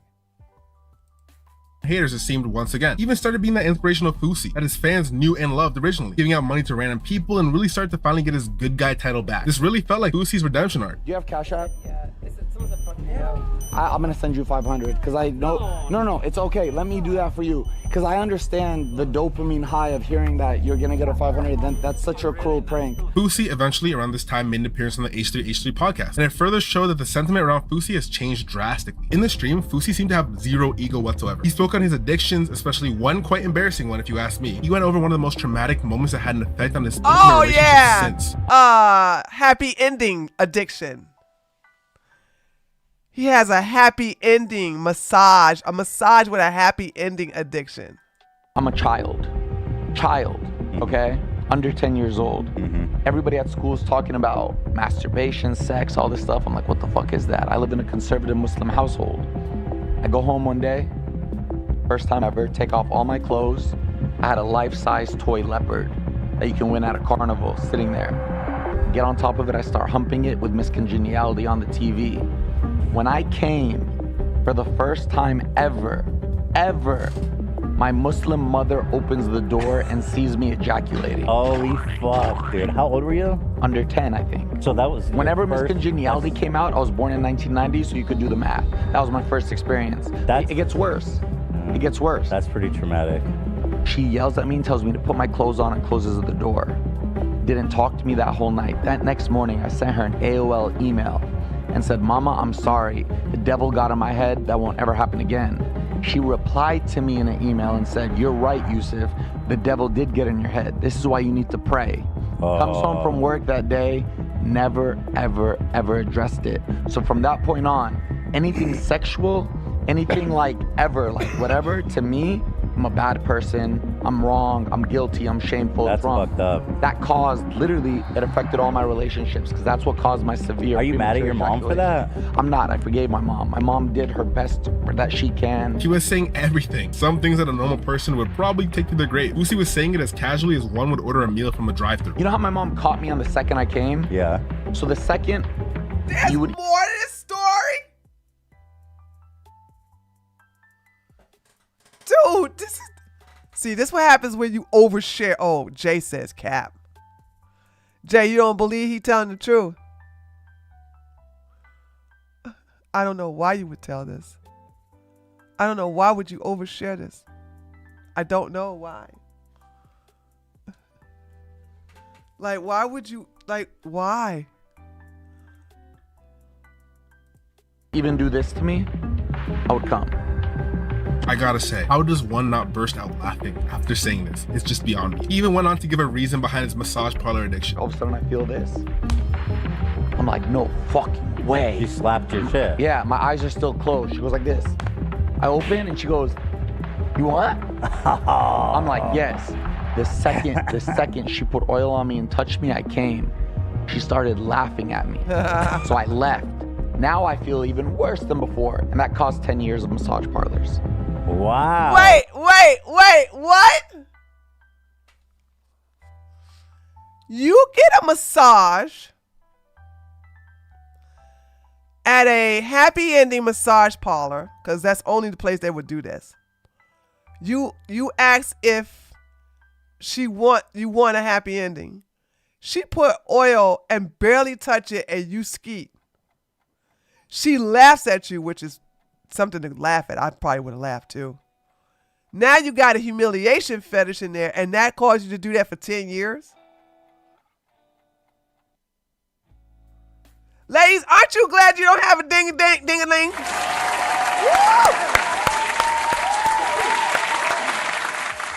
Oh, God, I'm so glad I'm a whammon. Oh, all praises to the goddesses. I'm a whammon.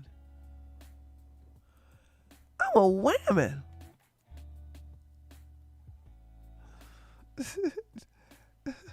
Alex said I wouldn't tell that if you threatened me. Yes, Morgan. He saved so much. He kept going back. Oh,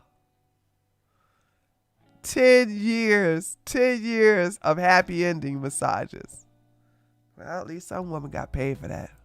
Again, I'm sorry, but the idea that someone says this publicly is mind-boggling. The idea that someone doesn't burst into laughter after hearing or saying this is impossible to me. But one thing I will give Fousey is that he's a great storyteller. I can really visualize how responsive he is, for better or for worse. Fousey seemed to finally not care too much about his image at all. In these moments, Fousey's completely devoid of an ego. It's quite remarkable to see. But you hold a grudge over that No. That punch changed my life, saved my life. I'm so grateful for it. Though, huh? I see Bryce at the gym. Dude, that's so good. That's the cleanest shot you could get. But when you're blacked out, just like I can come with you blowing on me, you could have blew on me, I would have fell over. When you're blacked out drunk... I'm getting the sense that your ego is a little bit bruised by how you got knocked out there. No, not at all. Not at all. I'm grateful for that moment. I literally have thanked God for that moment. If that moment You're trying to happen, downplay the quality of that knockout, though. No, that was you know how clean that hit was? That was a clean, and plus so much respect for Bryce. He's about to do a bare knuckle boxing match. He's is he really? Yeah, that's the first YouTuber to have balls to do that. He was on the show recently. I liked him. Yeah, so I have nothing, and Bryce knows this. That's good. Really let this sink in. This guy is thanking God and was appalled at the idea he'd ever downplay how brutally he got knocked out. Almost upset at H3, almost upset at the idea that you'd even imply that it wasn't a great hit. It's funny, but kind of inspiring to see somebody truly change, or at least it seemed like he changed. Sentiment surrounding Fousey once again quickly changed. Fousey eventually met someone in the airport before his flight and began speaking to her. He sent her $300 on Cash App and shared her Cash App with the entire stream so others could as well. What could have been a really sweet moment ended poorly because Fousey decided to say this. You left her in the bathroom? Oh no, I remember this. Her choice. I said, you want to come to the men's bathroom or the women's bathroom? She said men's, so it was her option. She came into the men's. So when I left, I said, you leave. Go into the women's immediately and clean your face and clean your mouth. Ew! This, he was accused of taking advantage of a drunk girl, and this situation was made worse because earlier she said she was a victim of trafficking. And of course, Fousey seeing the sentiment change once again probably gave him genuine PTSD, and he started his downward spiral once more. After this, Fousey was banned on Twitch, and that kicked off my favorite arc in the Fousey timeline, and that's his kick arc. I think after this moment, Fousey finally snapped. He just didn't care anymore. He didn't give a damn about being the bad guy. I think before this, he made attempts to embrace it, attempts to try and bask in it, but he never fully could become that person. But I think he finally realized that he can't appease everyone. Plus, he realized, wow, people are doing horrible things on Kick and are still loved. Why am I being hated on even when I try to do good? And something inside him just snapped. He just didn't care anymore. Fousey on Kick is truly Fousey. Impulsive. Oh shit! Emotional. Oh, that's pretty cool. What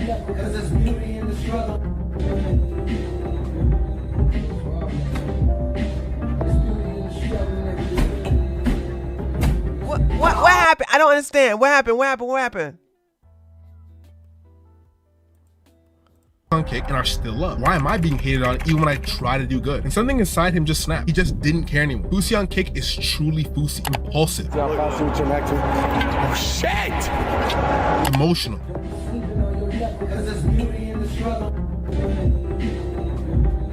What did he say? What did he say? What did he say? What did he say?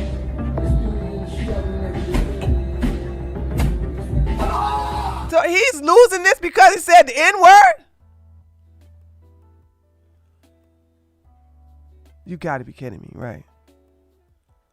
He losing all this over the N-word? Oh my God. Funny. Yeah, can I get a picture? Yeah.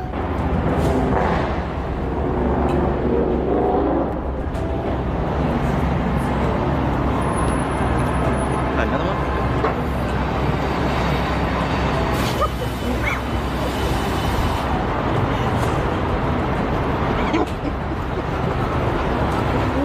unpredictable. I'm about to punch myself. Sneeko, hold my hand. Wallahi, I'm about to punch myself. Sneeko, I hit myself, please. I swear to God, I hit. Dog! I beg you! But unstable. I'm getting annoyed! Very unstable. Security! Come in here now! Oh, this was funny. This is funny. This is funny. This is funny. Yo, for my protection, come in here!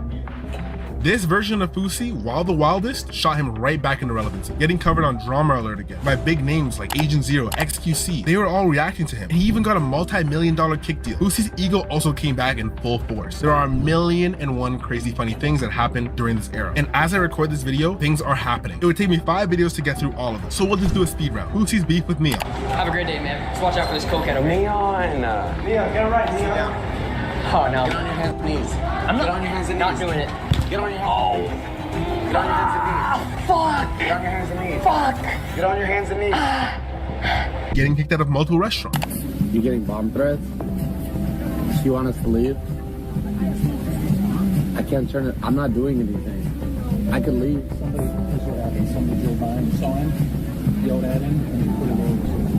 I'll leave. It's okay. You seem like you're gonna cry. I don't want to hurt your feelings. And that's not what it is. Nobody's doing a bomb threat, man. Wake up. Nobody's doing a bomb threat. It's a 13-year-old at home trying to scare you. Don't cry. Somebody called in a bomb threat in 2018 and made me lose millions of dollars. They're doing this to fuck with me, not you guys. I don't want the food, by the way, and I'm not paying for it. It just came out.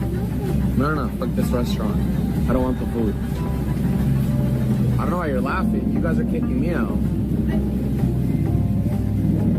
Do you mind if I give our waitress $20 cash? Go ahead.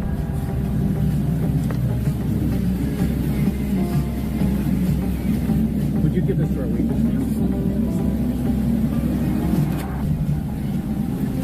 Constantly firing and berating his staff. But can I get somebody to clean my room, please? It's a mess. Please leave your message for... Not, what do you mean not today? Please, my room's a mess. I'm actually, you know what? You're right. I'm sorry, I'm leaving this hotel today anyways. Thank you. Just lost it. I'm going to another hotel. Nadeem, wake up. I want to go to my other fucking...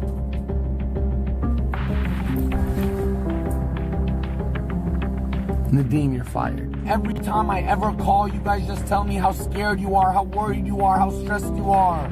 For what? Guess what? Guess why I called you, Baba? Guess why I called you? Hey! What the fuck? Dog, you almost hit him. Look how close you are. I'm gonna prove it so they don't think I'm an idiot. Getting swatted.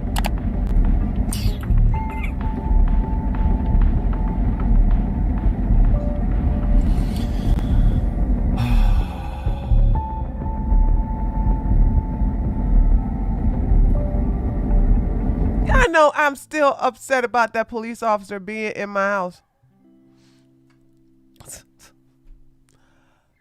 How do I get over that?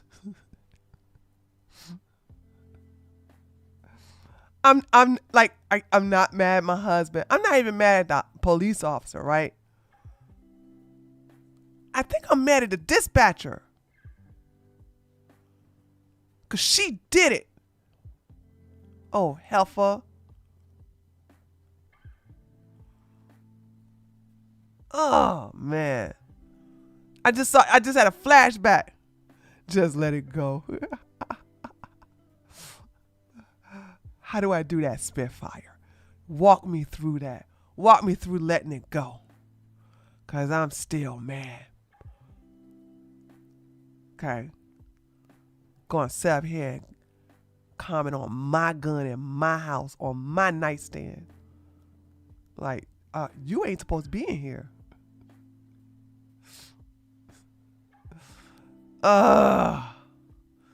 We could all start singing Let It Go.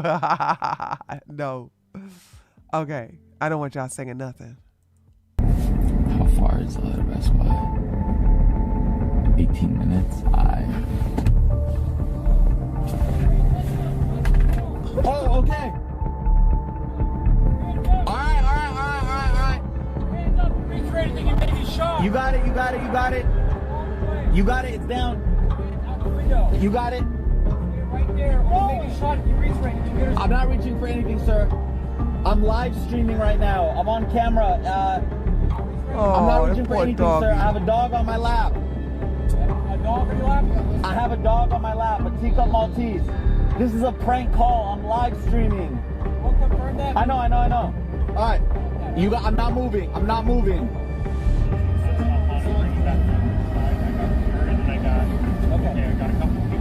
Okay. Hey, buddy, what's your name? My name is Yusef Ericat. Have you step out, leave your dog inside? Yes, sir. Hands up, face away from us, okay? Yes, sir. Can I put my hands in to take my seatbelt off and open the door? Got it. Fousey just didn't give a damn. He just did what he wanted to and did what he did best, entertain people. Fousey is a very special lolcow. Obviously, he doesn't know he's a lolcow, but he didn't try and take himself seriously or change that narrative. Typically, lolcows either have some understanding that they are and play into it, making it not as authentic, or they'll not know at all, try and fail, change the perception of them being a lolcow. But Fousey not only a true lolcow don't know they a lolcow.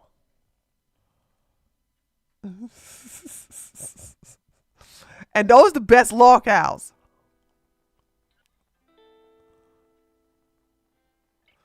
Okay. Those are the best lolcows. People who don't know they're lolcows.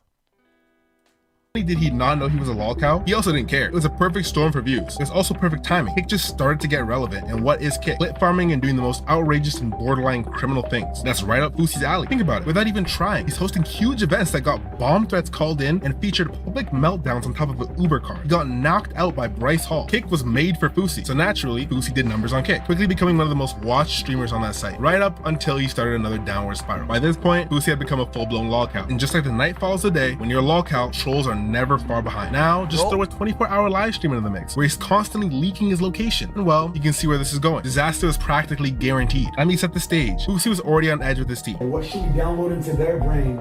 Hey, there's a new vaccine we want to release. Put it on his timeline. Right. You get it now! But the real fuel to this fire was one relentless troll who took things to another level. This guy wasn't just harassing Fousey, he was calling him, calling his mom, saying unspeakable things to both of them. It was brutal, and Fousey finally had enough. Hello? Can you hear me, buddy? Hello? Can you hear me, buddy? You know we have your address, we have your number, we have everything. Oh, you like doxing too? Hey, I know where you are right now, and I live here, buddy. Come over here, bitch. I swear to God, I'll kill you. I swear to God, you pull up to my house right now, I'll stick a knife 10 feet in your fucking throat. I literally fucking slice it down to your penis and chop it off. Yes, this is a goddamn threat, bitch. I'll kill you if you come up to me. You're threatening me? So he decided he was going to take matters into his own hands. He picks up the phone and calls the police. And right off the bat, you can see he's already fuming. The poor woman on the other end was just trying to get the details. Fousey's giving her pure attitude. I'm gonna do the matters into my own hands. City of Miami Police, 911 operator King. What's the address of the emergency? What's the address? Intercontinental Hotel. You don't know the address? No. Get out of my room. Get out of my room. Get out of my room. Give me the address and get out of my room. I don't feel safe around you. I don't feel safe around you. I'm not going in there. That whole time you couldn't Google the address? It's right here. Calm down, bro. Ma'am, my life is in danger. Intercontinental Miami. I'm in the Inter-fucking-Continental. Give me the phone. Give me the phone. Finally, the cops show up. And apparently, because it didn't immediately track down this troll and deliver instant justice to him, Fousey completely loses it. Any attempt by the officers to understand the situation so they can, make a plan of action and do something was just met with screaming and yelling and crying. Screaming. Putting on a full performance. It was absolute chaos, and we all saw it live. You guys are just standing there doing nothing with your hands out? This is Miami-Dade police? Yo, what are you talking about? I'm being serious. My life's in danger and you're sitting here staring at me. Why does nobody work hard in this world? I'm out. Why am I the only... You're out? You're not going to protect me? You're on camera, you fuck? What is it? Is somebody called on him? I'm out? I'm out? He just went out? Hey, chill out. Give me the story. Tell me the story. Dog, I'm live. Look at how short this police officer is. Shouldn't there be a minimum height requirement to put on a uniform?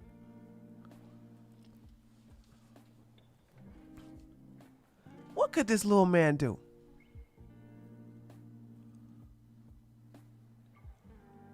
Those are miniature cops.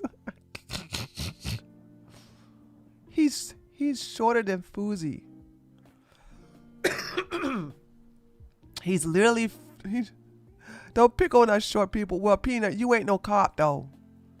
Okay, you become a cop, I'm a crack on you. Okay, just like I'm a clown on short cops like I'm a clown on fat cops. Short people shouldn't be cops, and fat people shouldn't be cops. Them the rules. I'm the most famous guy on the internet right now. Okay, cool. A guy calls my mom yesterday and says I'm gonna slit your throat. He called to my mom. No, my mom's throat. Okay. He calls my room today. Hi, it's me again. Remember me? He posted a video. He was on live yesterday calling my mom. I have his face, everything recorded. He goes, remember me? He threatened my life tonight. He said exactly where I am out loud. Room, everything. I literally told him, if I see you, I'm sticking a knife 9 inches in your neck and I'm sliding it down your penis. He gave me his address. And how does he know where you're staying at? I don't, he's a stalker. Okay, and who is this guy? I don't fucking know. So how do you want us to look for him if you don't know where he's I have his address. I said grab my security 20 minutes ago.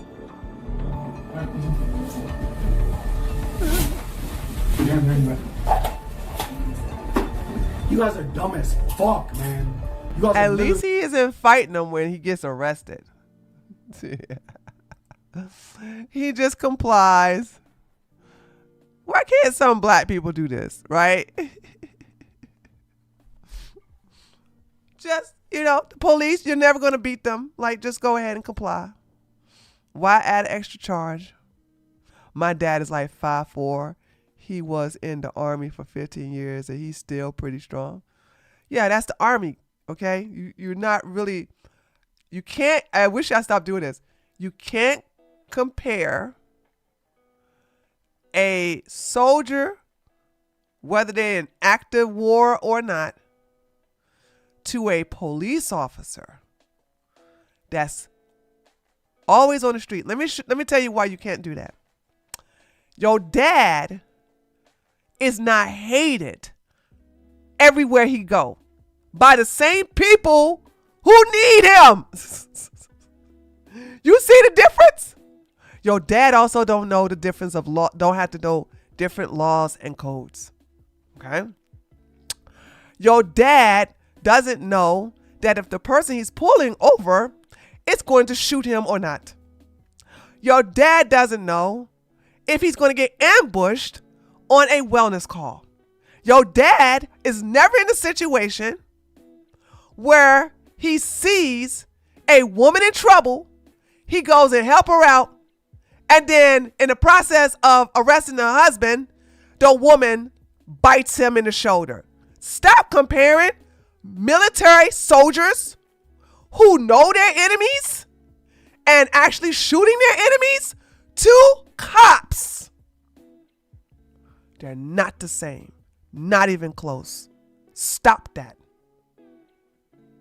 You want to know the difference? Ride along with a police officer. Bring your dad with you and have your dad compare the two. And let me know how that works out. Because I'm going to tell this to anybody. When people are being seen in a uniform for the military, they are embraced. Thank you for your service. Thank you for your service. Thank you for your service. People don't like to see the police come, even when they call them themselves. You don't have a bunch of, what's the number one attacker of police officers are black men. Did your dad get attacked by most black men wherever he go? No, that's not the case. Okay. So y'all need to stop doing that. They're totally not the same. Police officers by far are in more of a dangerous situation on a daily basis every time they put that uniform on. Even while they're sitting in their car, how many times we have heard police officers get ambushed while they're sitting in their car writing up a incident report and somebody just walks up and blow them out in the head. Your dad don't never have to worry about that when he's in uniform. I'm not trying to be mean here. It's just that I'm nipping that in the bud of y'all thinking that a military soldier is anything remotely near what a police officer has to go through every day. When your dad wear his uniform and he goes to a restaurant, he ain't got to worry about nobody spitting in his food. Also, your dad is never denied service when he shows up in the military or in his uniform. So, yeah, it's not the same. Not even close. Dumb as fuck. So after all of that, Fousey was finally arrested and placed into a mental hospital. He was forced to step away, taking another extended break from social Military media. police officers don't have to go through anywhere near what police officers go through. When you are on a military base, the most things those guys got to deal with is domestic violence. That's it. Because you are on a military base full of soldiers who ain't trying to get, what is the code when they get what is that? What happens when like you get arrested or something like that? I forget. The people who, soldiers who are on a military base are well behaved. You ain't got the Crips on the military base. You ain't got the Bloods, the gangster disciples on the military base. You ain't got drug dealers on the military base. You ain't got pimps on the military base. Okay? They don't go court-martial. Thank you, court-martial. There you go, court-martial. I thought you were referring to short guys not being able to take him down. That's the only reason I brought up my dad, because he's short. No, I said short guys shouldn't be police officers. That's all. I didn't say anything else outside of that. I said short and fat people should not be police officers. And I stand by that. Statistically, they shouldn't. Because guess what? And I'm saying this as a 6'3" woman. The only reason I had the advantage that I had was because I got jacked. Was because of my height. And second and third of all, because I like to fight. I like to fight. And I also had no problem taking these same old Tyrones out that was trying to take me out. I had no problem with that. No.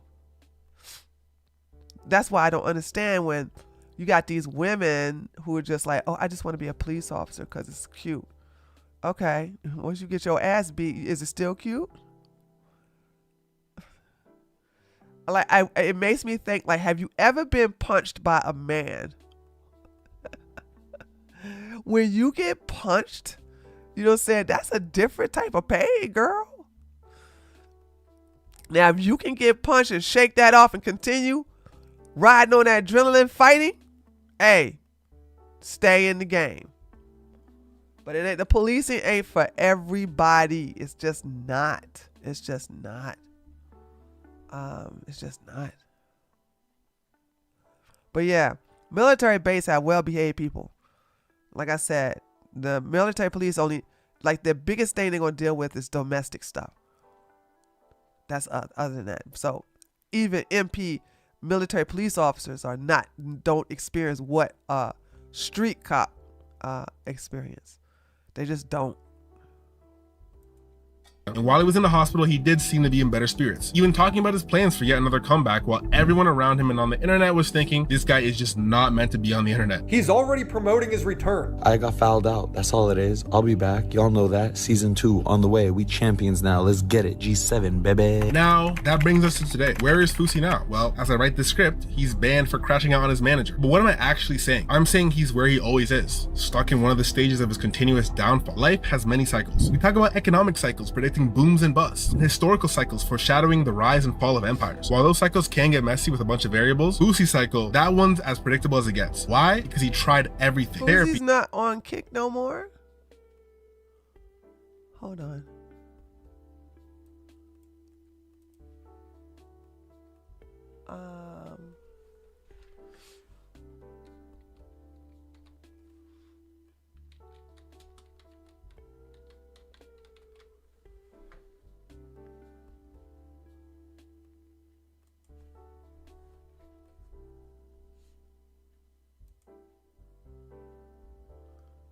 Wow.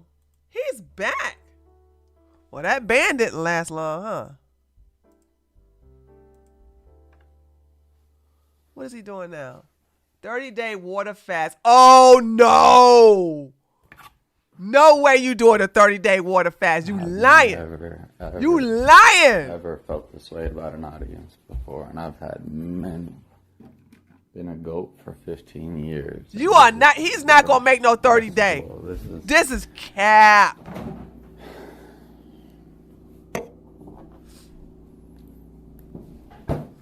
Not even close.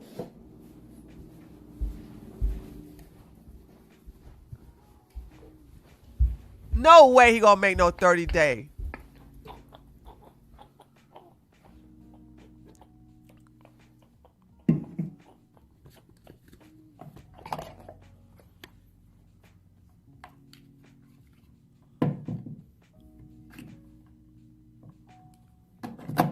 Oh, this is a boring stream. Shouldn't be driving. Uh-oh. What happened? Oh, that's him. Let's see. What is he saying? Day in life, preparing for my water fast. Okay. I gotta listen to this. Don't put your gun on. I am and what the fuck I've done. And this is for me, remember. You smoking a cigarette the day you supposed to go on your water fast. I have to say, you smoking a cigarette the day you supposed to go on your water fast. You expect me to believe this man's going? He's lying, dude. Yeah, at Eva, he is not serious. Is it not that hard? Let me explain to you about water fasting. Okay? Water fasting is when you have nothing else to do in your life. You are not getting any nutrients in yourself. Okay? So therefore, you have no energy for anything. You barely, and I'm telling you, somebody who, listen, I don't like water fast, but I did not do this on purpose because when, like I said, I got sick. All I did, I got sick on Tuesday. Wednesday and Thursday, all I had was water and I was brushing my teeth, getting the bacteria out of my mouth. I couldn't do anything but just lay there and sleep and let my body heal. Okay? You are weak. You understand, y'all, when you guys eat, you are eating nutrients to sustain your body, to rebuild your organs, to replenish what you used up in reference and store other future energy.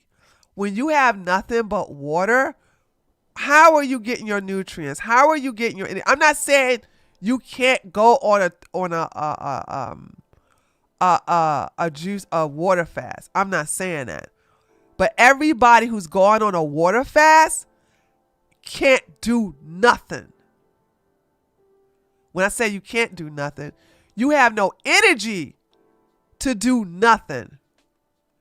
So this man already got an addiction because you can't stop the cigarettes. So you got that caffeine running in you. I'm not caffeine. Nicotine. You got that nicotine going on through you, right? I couldn't wait to drink some orange juice when I had the energy because I just couldn't do nothing else. You know what I'm saying? Like a water fast is just, you have to just have nothing else going on in your life. But you also have to be in somewhat of a decent health to even last a week on just water.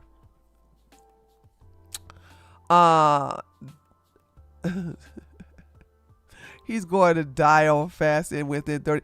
He's not going to last. No, he's not going to last. I call cap on him lasting this long. Ramadan plus water plus cigarettes. Oh yeah, it is Ramadan, Olivia. I wonder if he's saying I'm doing water from one time. Okay, hold on.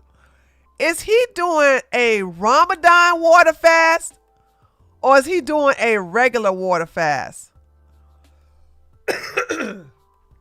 Because if he's doing a Ramadan water fast, that ain't nothing. So from sunrise to sunset, you just don't drink. You drink nothing but water. Whoop-de-doo. He still have his cigarettes and he could eat some food after that, whatever. After the third day of water fasting, I had some energy back with window. Back. Oh, come on, read what you see. After the third day of water fasting, I had some energy back. The withdrawal from food, the temptation to eat during the water fast was so strong. I don't recommend water fast unless you were in a very, very bad state. You understand you guys are you're in deficiency. So if you're in deficiency, how do you replenish your deficiencies? Like when you're not hungry, just don't eat. But I think if you did what I did, which was, get sick from eating too much food, you know what I'm saying? Yeah, okay. But I'm like, nah, I just, my energy was just in the dumps. I couldn't last a week on water. I am an ectomorph. Did you understand the level of nightmares I'll get hungry. You'll get hangry. Wait, I don't think they can have water on Ramadan. But he got tattoos, so it doesn't even, you know what, Olivia, you're right.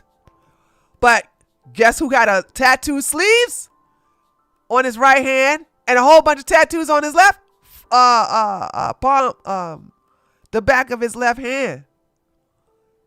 So you're not supposed to do anything on Ramadan from sunrise to sunset, true. But if he's saying that this is a man who's smoking, so he's not even supposed to be smoking as a Muslim. So I think he's just talking crap. I think he's lying. I really do. I think he's lying. Hold on.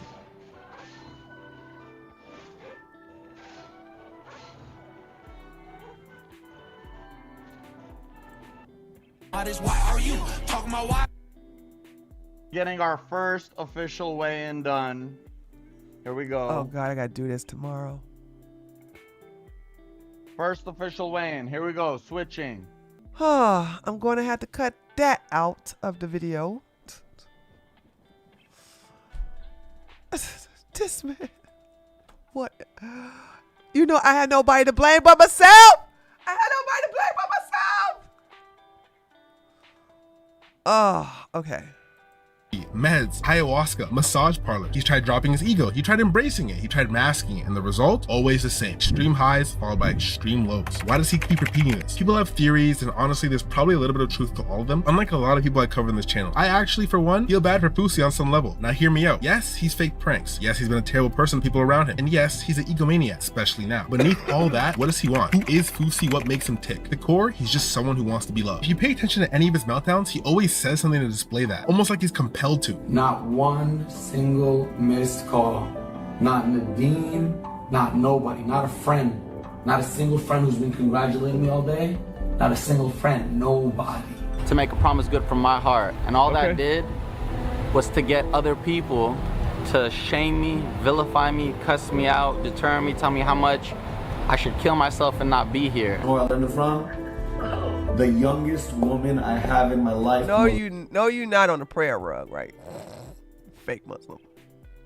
Beautiful woman, most. Look at it. I don't even know what the sleeve is. I don't even know what the tattoo sleeve is. Radiant woman, the most loving woman, Fousey. Who'd you learn it from? You, Fousey.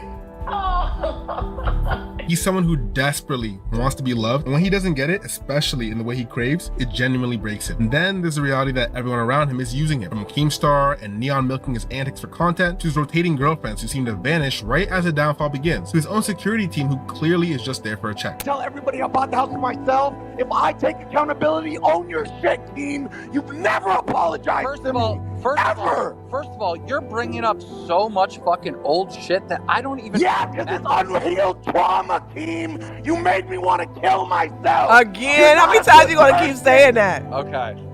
Okay, I'm not a good person. Now, we could sit here and say, well, look at how he treats them. But really, what came first, the chicken or the egg? Does he act this way because they treat him that way? Or do they treat him that way because he acts like this? I am not saying he's above criticism. No way. I'm not even saying my theory is right. I have never laughed so much researching a video thus far. But knowing where it all comes from, I think is at least worth noting. And Fousey's story is also a cautionary tale. When you need external validation just to feel like yourself, yeah, you'll feel on top of the world when you have it. The second it's gone or even fades a little, you'll start doing anything to get it back. Ironically, that desperation only drives it further away. To me, I'm so glad I'm not addicted to attention.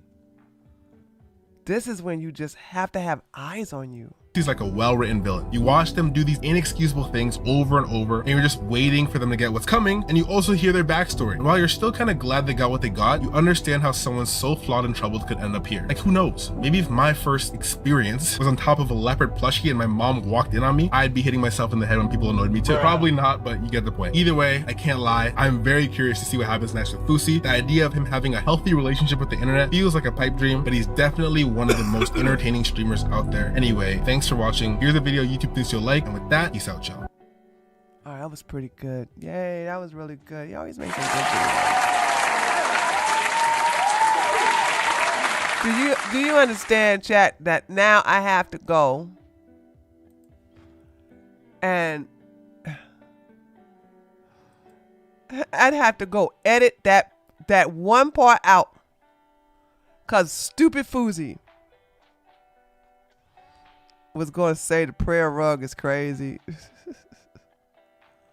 I swear.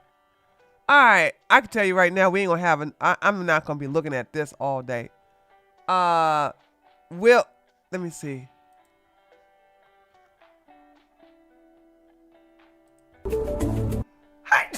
Excuse me.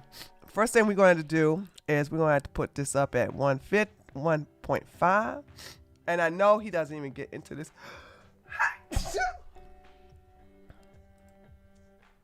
Fairly certain this came from a live stream she was doing because she was talking to people in the chat. And the thing that launched or started it off here, as you'll see in a moment, is that she was attempting to get subs for subscriptions. Okay, fine. You know, we all got to do it. I mean, she's demonetized and has been for some time. So really the only way she can make money off of YouTube right now is to get subscriptions. And so, I mean, hey, we all got to do what we got to do. So whatever. You know. Yeah, I'm definitely not going to stay here long. No. Yeah. First of all, that's why I wanted to get the good stuff out of the way. Because this right here is not good stuff.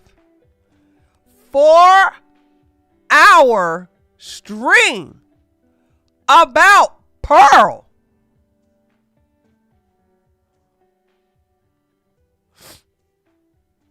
Thank you, Skybar. Thank you, Eva. Thank you. I know all y'all was blessing me. 4-hour stream.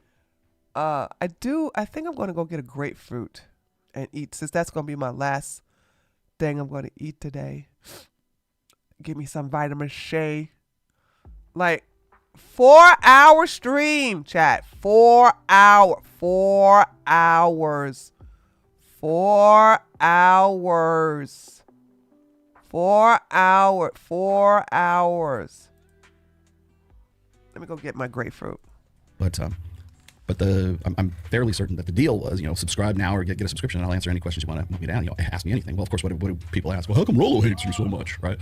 And of course, she's got to come up with some cock and bullshit about what she thinks her side of the story is, and I'm going to systematically debunk every line. We're gonna go line by line. That's why I'm starting this today without the videos and everything, because I kind of want to just jump in. People always complain about the videos anyways. Like, video starts at 17 minutes in, and I was like, well, and actually it doesn't. I just use those videos as an intro.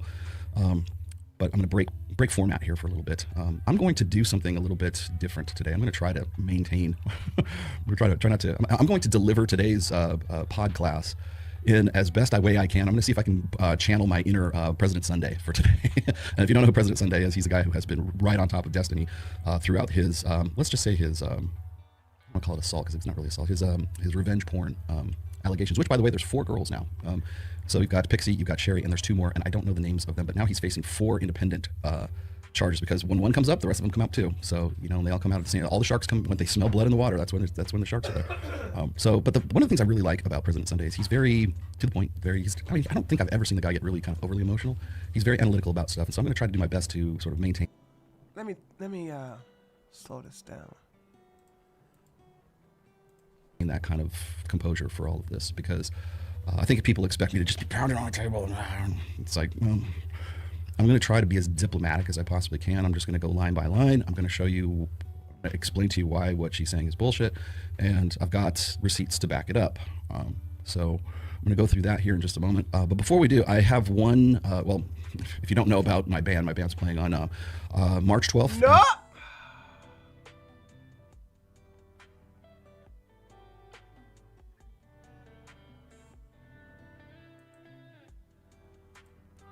The reason why I want to point this out is because really for the longest time, I've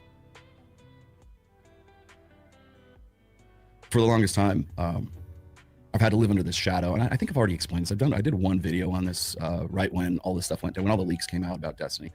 And it was 100% vindication of everything that I had suspected. And I want to also point out people like rearrange themselves. The whole reason I did Reignite over the last year to address that, to actually, because I was done being just a face on a freaking podcast. I want to be able to, you know, talk to guys face to face. I want to be able to help people on the like in most cases than my overall views for each of the videos. And by the way, I only do one podcast on a Sunday, right? Go look at those. Recently this week, we're having someone put thumbnails on all of the content on the website. And hopefully in the next month, we can re-upload all of my old content.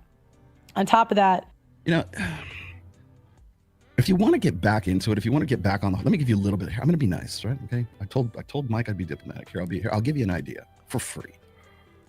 If you want to get back into media work, if you want to get into, I really feel like I'm meant to be in this. If that's the case, maybe like go and actually do content instead of listening to idiots like Glenn Lawrence saying we should do an attack piece on Rollo because that will get us up. That'll get our numbers up. Why don't you do something that's substantive? Why don't you talk about, I mean, shit, you got Ashley St. Clair for crying out loud. Oh, by the way, and then you got whoever the new baby mama is, mama number 14 for Elon Musk. I'm like, damn, man, like that's 2 in a month. Man, Grandma, baby number 14, not mama number 14. Baby number 14. Jeez. So much you could do, but this is what you chose to do. the documentary, we just hired a new team. I don't want to talk about my old team. Oh, the old team? You mean the Kevin Savo brothers? That team? I made some mistakes in the past year. I'll just say this. I had to find a new one. You know, I feel like sometimes I start these shows just telling you guys about my L's. I don't know. Because that's all you are, filled with L's. You know, this is what it is. Oh, we got another monthly membership. Thank you. Oh, Steve. He said, so the one thing you learn in life is you shouldn't meet your heroes. She's reading the question here. And again, I think this sort of builds up to the reason why she's doing what she's doing. And I think I learned this in media because when I joined, what I loved about Red Pill content and reading now, let me go further back. What is the Red Pill? Hold on. I see something Lily is saying. Lily says, 2 hours and 9 minutes and 6 seconds. Rollo goes off on Glenn. Okay, let's go there. 2 hours and 9 minutes.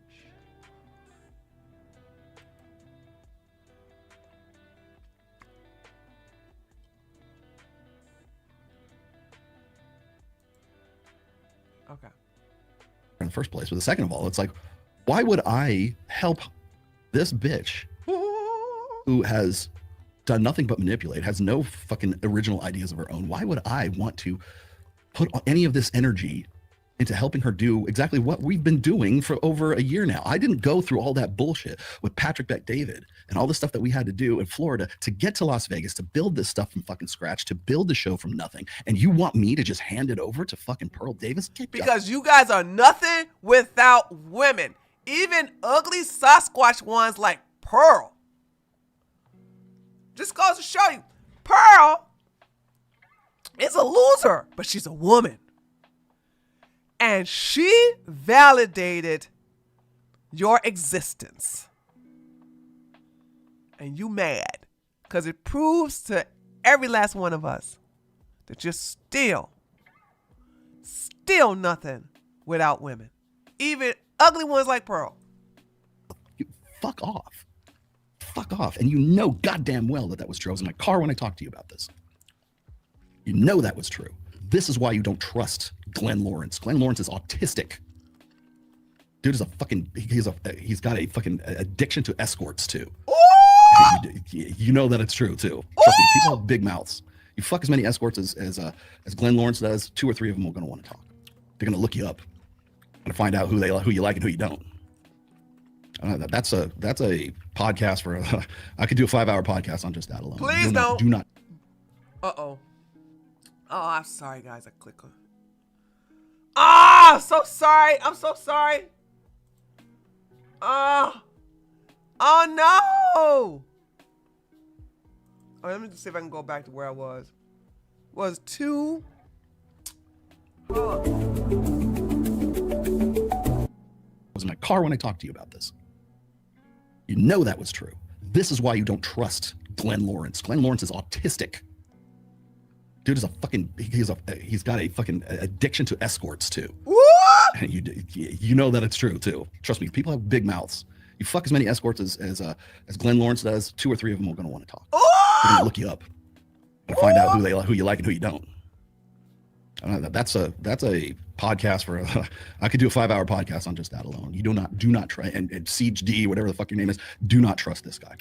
I know you've been cool with Mike. I know you've been cool with me. I know you've been fucking. See, that's why I can't work with you, because it's just gonna get back to Glenn. It's just gonna get back to Pearl. This is the same guy who wanted to give away Access Vegas to Pearl, more or less, and then swore on a stack of fucking Bibles that he wasn't working with her. And guess what? He's working. And has daily conversations. That's why his voice is in the background here. He's doing the production for her. Same thing with when she was on with Michael Knowles. That's why he had to bail her out of God knows how many different questions. That's so true though. That is so true. He had to bail her out of him, but because Pearl don't know her talking points. I mean, she doesn't. Sorry. She knows her talking points. She doesn't know how to back up her talking points. Poked on Michael Knowles. Again, making the Red Pill look ridiculous. The both of them. By the way, how was that hooker in Nashville, Tennessee? Ooh. On was it Trist? Maybe it was. It was Skip the Games. Maybe it's one of those. How was that chick? One at the hotel? Yeah, that girl. I'm gonna say Glenn's one of them, and this is the thing. All I wanted to do was work with this guy. That was it. All I wanted was him to be. And the other thing that happened was I asked him to mentor me. I really wanted him to be my mentor, and then he screenshot. No, she wanted to pay me to be her mentor. It and put it on Twitter, and I was like, and he was saying that. I don't know. I didn't want to do the work, or I didn't want to. And I'm like, I don't know. I have a guitar teacher. I like having mentors. No, you like having things done for you, which is why you wanted Glenn to get you the girls for a show in Las Vegas. That's why you do nothing original. You have no intellectual curiosity. As I was saying before, Torsia has more intellectual curiosity than she does. Torsia took it upon herself to do what she did, to educate herself. She wants people to do. He mad because he can't afford to ask facts though. Facts.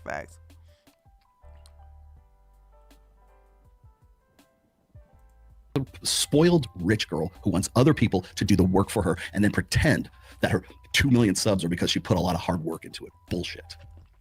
Everything's been the studio she's in right now. She wouldn't even have a studio if she wasn't the spoiled little fucking rich girl. You know that, and I know that. You think I am going to allow her into Red One Studios and on top of that source girls for her for that show? Get the fuck out of here. As I said, I put blood, sweat, and tears into that. We're fine. We're not even where I want to be with the new studio right now. I still got a lot of things I want to do with that studio. But we busted ass. And you know why I busted ass? Because I wanted to stick it to Patrick Bet David in the beginning. But I also want to point out that the Myron and Fresh were interviewing CGA in that studio last night.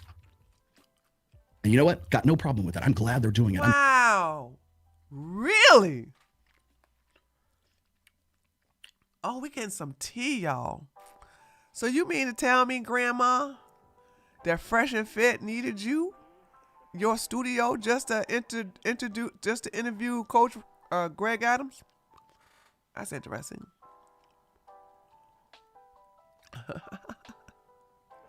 Wow, Grandma mad, man. She ain't mad. She mad, man. She mad. Happy to let them do that. But there is no way on God's green earth I'm going to ever do anything like give away the family jewels to fucking Pearl Davis. Got to be kidding. Why would I not have someone mentor me that's like better than me? You know, I thought I to this day recommend his book. You know, it made a lot of things in my life make sense. So Glenn, I have Glenn on the phone and Glenn on the phone. Glenn, who's been like her producer for the last like he said 2 years ago, right? Yeah. Let me jump on these real quick because I got to catch up. It's like Rich Cooper says, I don't do business with retards and I don't do business with people who do business with retards. Yes, thank you. That was one of the, rounded off 2 million subs. And you look at the views that she gets on her shows, 17K, 24K. Nothing is, I mean, unless you. I don't even think she getting no 24K. Wait a minute, let me see. Let's go see. That sound pretty high for Pearl.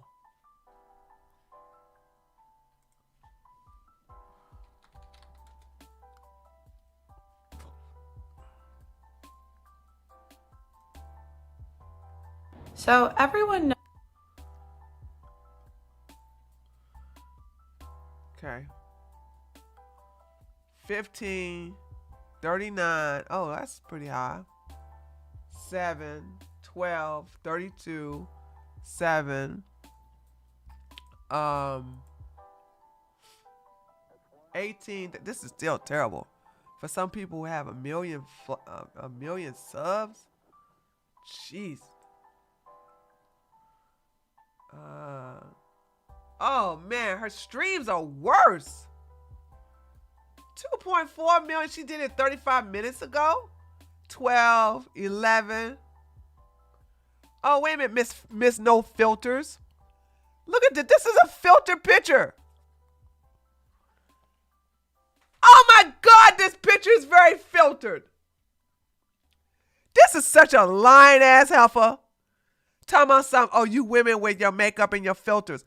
This woman has a filter on this picture right here. When I get back on Twitter, I'm gonna call your ass out. Right now, I'm healing. Viewing somebody who's like a really big name, she doesn't break 50,000. I have better number. My one videos have better numbers than hers. But nobody says anything about that because I'm stuck at 224,000 because for the last 18 months I've been on a DHS NGO watch list. Oh well, Rollo thinks he's on his way out. He doesn't understand. You know, people don't like him that much. No, I'm on an NGO watch list, dipshit. So? By the way, I doubt that very seriously. But even if you are, so what? Yeah. I mean, so is she technically, but they gave up on her because she was already demonetized. Yeah, didn't know that, did you? So if you go and you look at like CTR, which is click-through rate, you look at impressions, which means like what comes up in your feed. And if you look at audience retention, she doesn't have that great a channel, but everybody fixates on the 2 million, right? Go look. Here, you want a comparison? Go look at Chris Williamson's channel. Chris Williamson is close to 4 or 5,000 or 5 million subs right now. And if you look at his watch time, if you look at his the watch minutes, or you could do views or you could do watch minutes. He has a channel that's legitimately watched. He's the numbers balance, the numbers show. Her numbers don't show. Why is that? Because those millions of the 2 million subs don't mean shit. The only thing that means shit is watch time hours, audience retention, impressions, and CTR, click-through rate. Only thing that matters. And anybody that says, well, look at her, she's more popular than you, she's got more subs than you, don't make any difference. They're watching the same thing, or watching the same amount of time. It's the only thing that matters to YouTube. Subs are a vanity metric. Yeah. So, anyways, I have talked to Andrew in the past, and I said, you're gonna get fucked by her at some point because you are her friend up until you outlive your usefulness to her. Oh, broken clock. Why do people waste mental energy on this chick? I don't know. The only reason I'm wasting mental energy on this chick is because I'm just clearing the air. 4 hours? Who cares about her? Show me that RG. This RG. Which one? This one or this one? It's not an RG. That's my Jackson. And then the other one is my ESP. You want to see the ESP? No. A lot of the irons I have in the fire right now. Right? I've got some great stuff coming up this year. Right? Reignite's one of them. I can't talk to people about what I'm going to do with Reignite without having to say, do you work with Pearl Davis? I can't do that.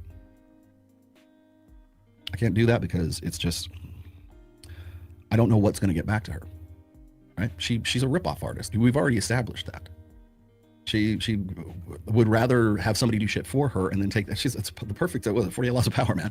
Get other people to do the work and then take all the credit. That's her law of power. And I can't talk to guys, especially guys who are old friends of mine too. That's the thing is like she ruins relationships because when a guy can't see that she's full of shit and she's fucking manipulative. And I'm not trying to be a dick about things, but I can't talk to them because and I don't think they would do this maliciously, as I said, but if I talk about some sort of plan that I have going on, I don't know that conversation is not going to get back to her. Then, hey, look, I've got this new program. It's called Reignition. Register trademark. Well, just go to show you who's more powerful. What is the Sugar Baby Boys? And Walter was in the chat supporting Rollo. Was he really?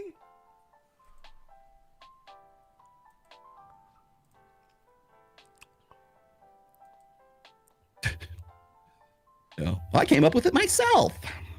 Yeah, because you had a conversation with her and you didn't realize that you're talking to a snake. So the possibility exists that that's going to happen. By the way, we're going to also talk about the whole thing with James Sexton here in just a minute. And that was a perfect example of it. Me talking to people and it getting back to other people. And then actually, Rollo, I don't like you. But I will say, good job on that. Because you got James, who I hate. I mean, not hate. I don't like. When you got him to not show up for that debate at the Daily Wire, that messed Pearl up. That took the credibility from her her documentary. That's let me see how much money she does. That she's at 12,300. Let me see. Yeah. That she still hasn't raised $100,000 for her. Wah, wah. Things get out of hand. It's not because I don't like you. It's not because I have anything personal against you. It's that I can have a casual conversation with you and you could have a casual conversation with Pearl or somebody who knows her, and then it gets back to her and now suddenly I'm fucked because I came up with a great idea and she wants to jump on top of it. I'm not saying you did that because you were trying to fuck me too. It's just because you just didn't know any different. So that's why. Blacklist, I don't know. But I was very hurt, by the way. I did a reaction early on when the first video he started like talking trash about me. And I was devastated. I was like, this is my hero. And then again, here we go back to reinforcing all this stuff I really, really like. He just, shit on me. And then he just calls me fat on Twitter, and which is fine. I call a lot of women fat, so it's totally okay. Sis, you're forgetting about that entire summer. Like, remember the entire summer after the whole tweet thing? Like, I'm working behind the scenes because I was Rollo's producer. And yeah, at the same time you were working with her and telling me you weren't. You were coming to Vegas and we were trying to get a sit down between the two of you. Remember that? No, you were trying to arrange a show with girls sourced by me to do a Vegas style Access Vegas show for her. And you're like, yeah, I'll meet with him off the record. We can squash this stuff. And you're like, see what he says. And then I'm coming to him with it. And he's like, keep on wanting, like, yeah, I want $10,000 or whatever. I forgot about the picture thing. Oh, yeah. Oh my gosh. I forgot. Thing. Holy crap. Okay. I saw this part right here. I can tell you right now, they're going to go on and on about the lewds that Britney took, which is not her. F out. She's all over the place. She's scatterbrained. So I'm going to explain this to you in Lily, what is her sugar baby's Twitter? Can you type his I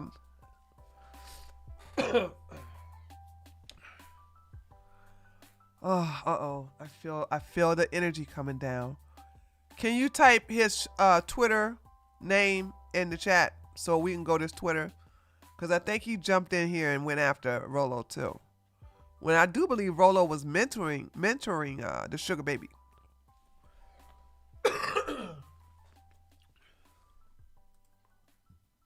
in detail here.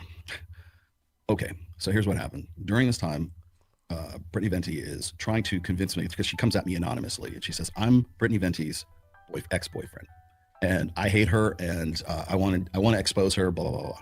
Okay?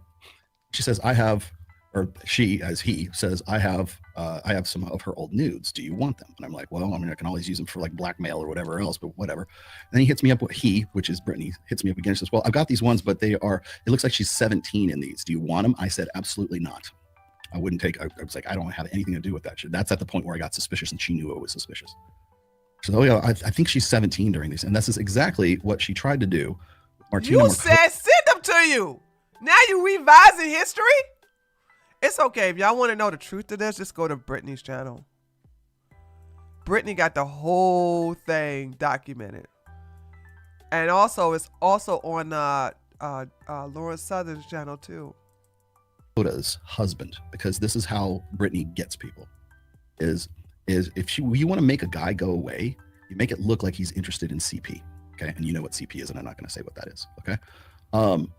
Make it look like okay. Hold on a second. Well, hold on. You were interested in underage chicks or underage nudes, something like that, right? Even if they're 17, whatever it is. And this is not the first time she's done this. She's done this with several other people too, according to Martina. Okay. And the problem here, or the thing that Pearl doesn't know, is that I'm friends with Martina, and she's friends with Martina, and there's a disconnect there. So she doesn't know that I'm talking to Martina. Okay. So what had happened was this: I'd already gone through the ringer for the doctored forgeries that were the Lord Southern admission documents.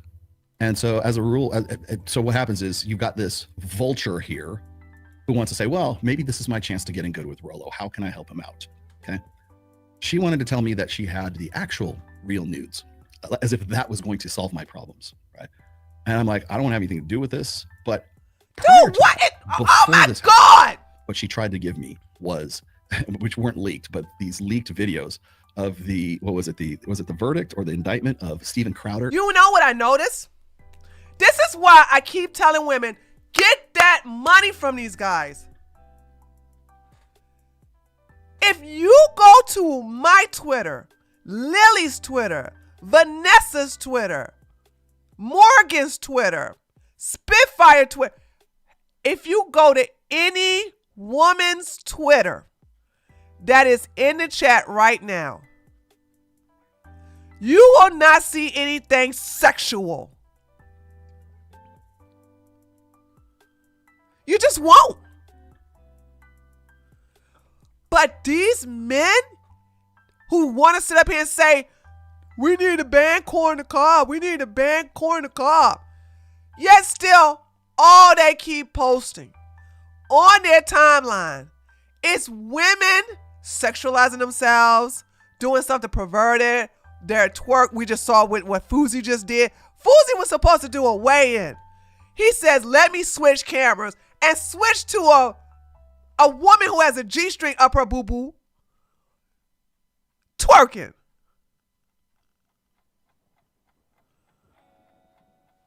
And you expect us to believe that you guys are not obsessed with us. God, dude, I swear, man. I just swear. Who is the problem? Who's the one with the problem now? Now, mind you, the sugar baby is also an advocate against anything dealing with corn and cob.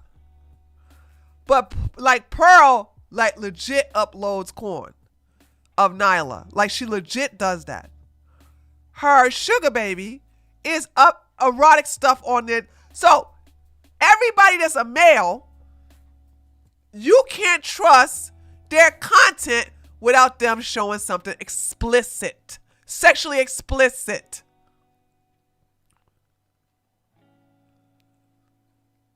But I can go to any woman's, DeLuca, Lily. I can go to Cat Canada. I can go to anyone, Lauren Southern, Brittany Venti. I can go to any woman's except for Pearl, and there's not one thing that's sexual on her page. What is that? Even Rollo. I told you guys, I went to Rollo's Twitter today. before I went on the air. He got something very sexual on there I can't even play.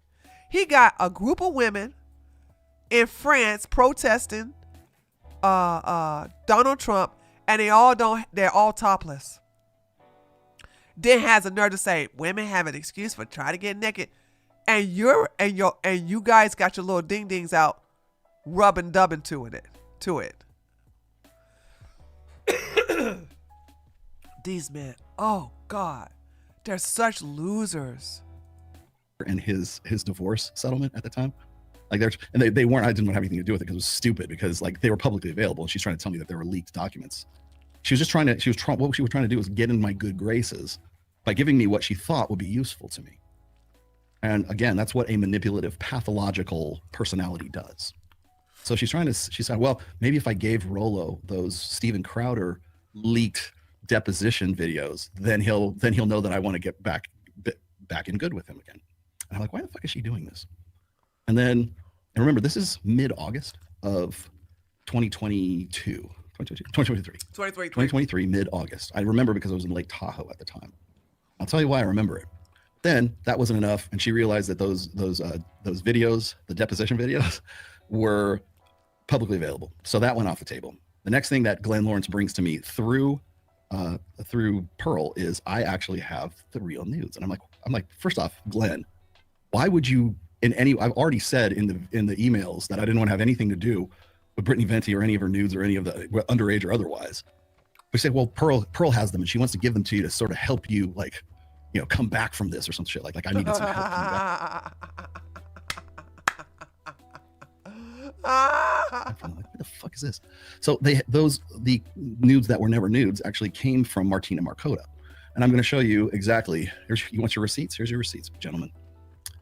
Let's see. This was, you guys didn't think I still have these. I do. Before we do, let me get to Martina here. This is Martina Markota's an exchange that I had with her.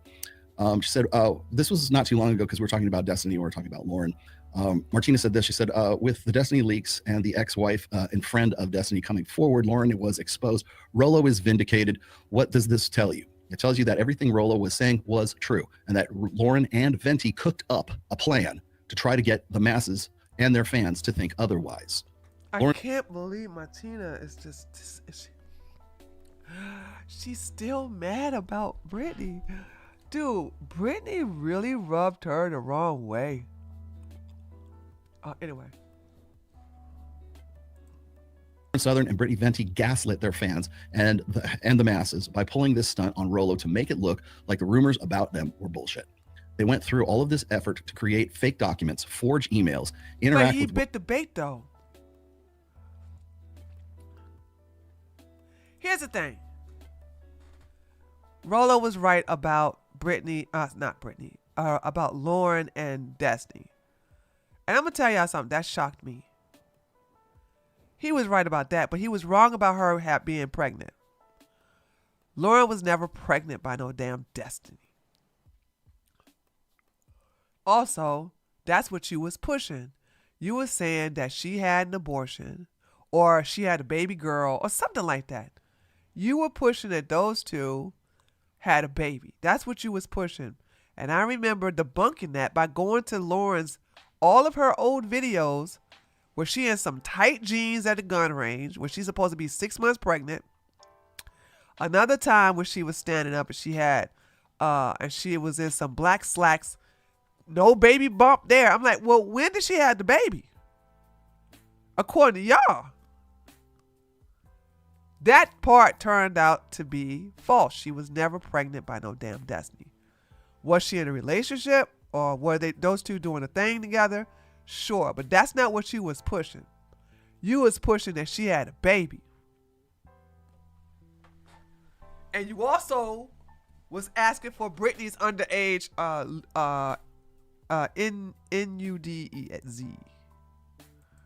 Rollo on these fake email accounts, all to feed him the stuff that they knew was true, so that they could turn around and go, haha, it was a prank, bro. They said it was. Yeah, but he bit the bait. You bit the bait. Also, you did sue, like I said you wasn't gonna sue. Remember, he kept saying, "I'm gonna sue them. I'm gonna sue." I said, "You ain't got no grounds to sue." You're so gullible. Therefore, sorry, let me pull her out of there real quick. You're so gullible, therefore making it seem like those rumors were simply untrue. And this is a twist. This is twisted. Who comes up with this kind of thing? A psychopath. These women are twisted. They do not care who they destroy in order to get ahead. This is the second part of that. Venti did similar things to me, and Lauren sat back and allowed her to, when I pleaded with her to please get through to Venti. It's time they get exposed. Now, of course, Brittany Venti is long gone. But let's keep going here. She's not. Is it this one here? Oh, that's Jeremy from the Quarter. By the way, Jeremy from the Quartering, I'm still waiting for my apology. Uh-oh.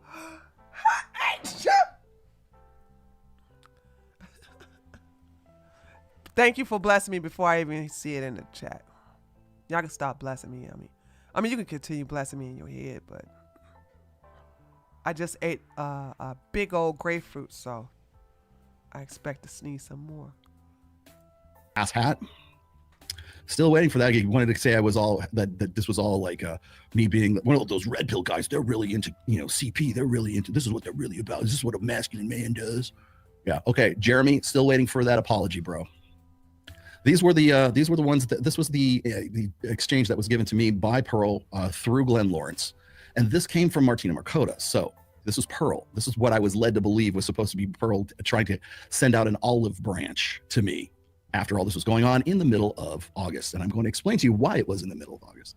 Are you sure they're not AI? I found AI nudes that are floating around. These are I blacked out the fiddly bits there. Okay, so this is what came to me from Pearl. Here's another example of it right here. Again, I blocked this out. This is from Martina Markota, who had passed these along to Pearl. She won't mention Martina by name, but I fucking will, okay? So here's your fucking receipts, asshats. This is what she used to be on. So this is actually this right here is this part right here. Okay, just so you guys know. And then, okay. So, and this was funny because later on when I was talking about when the whole James Sexton thing went down, this was her replying to this. And now again, this is a deleted tweet from the deleted tweets account that I showed you a little while ago. Oh, also, yeah. Rollo.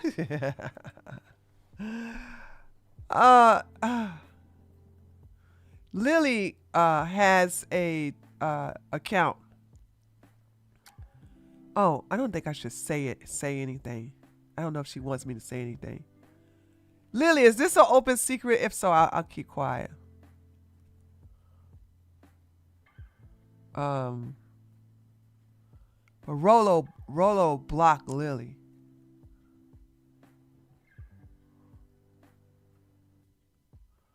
Where is Brit though? Okay. Thank you, Skybomb.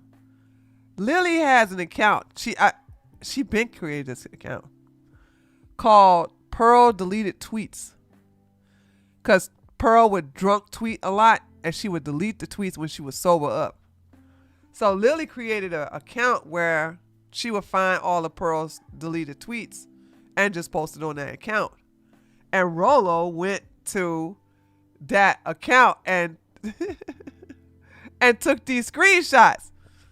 And then block Lily after he got everything he wanted. So okay, can you please confirm that I did not in fact work for you because Rollo is making up crazy conspiracy theories again? He's the guy that got fooled by Brittany Venti and Lawrence Southern. So still harping on that as up to October of 2023. And then you got Sergio Solis here, who was supposed to be my friend, right? He was the guy that was supposed to be on that video with me and CJ Bryson and all the rest of these guys, right? Dude needed to just take a break after the Venti shit. Bruh. This was her attitude throughout the whole thing. Does that sound to you like she was like, well, I was just trying to look out for him and trying to help him? No, it doesn't, because she's a manipulative fuck. That's why. And I guess she chose tits. So, so at some point. And just for her, for her sake, they're a nice pair of titties. I'm not going to lie. Like, they're. And you would know because you see a lot of them weekly, at least 3 times. I know why you're broke. I can tell you why you're broke. Fortunate, God, dude, these horny men. So glad I'm a woman. I got to listen to this man oogle about some boobs. That she is getting a 401k or she's got some sort of insurance benefits from the Daily Wire. What I was implying was that she is the only content creator in the Red Pill whose name that they are willing to use. And so whenever, again, I don't know why this is even such a big deal. I said, look, she's basically working for the Daily Wire. Here we go. I see. Can you guys see this? Hold on a second.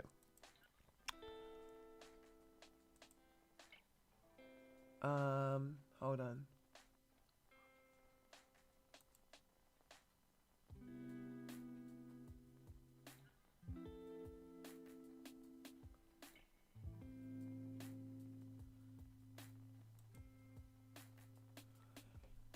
Rollo is the man. 1999, a fresh start. Get 'em fresh. Get 'em fresh. Get 'em fresh.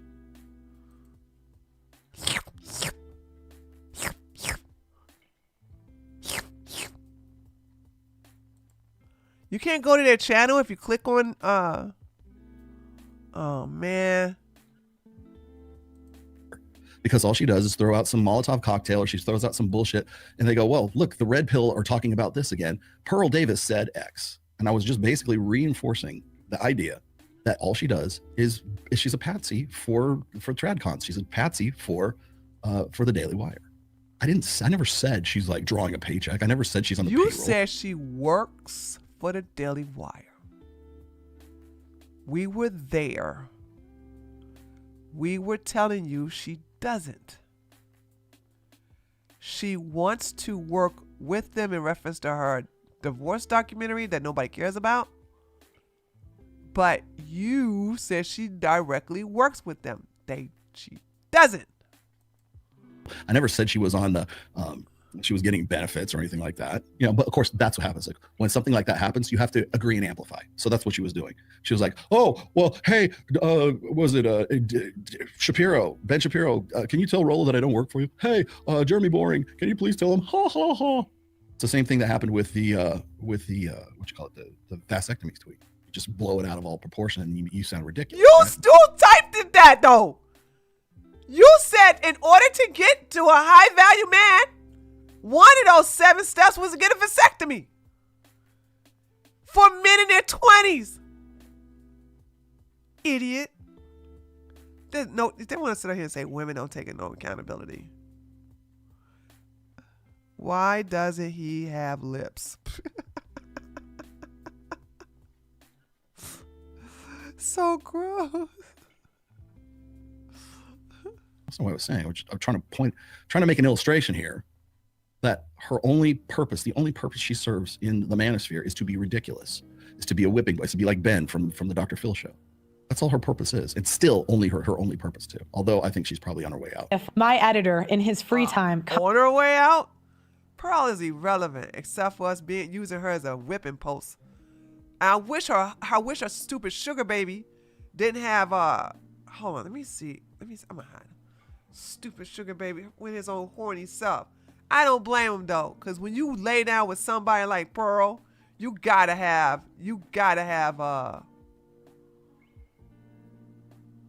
oh boy, okay. Hold a second, guys. I'm on his thing now. Oh God, this is gay. This is so gay.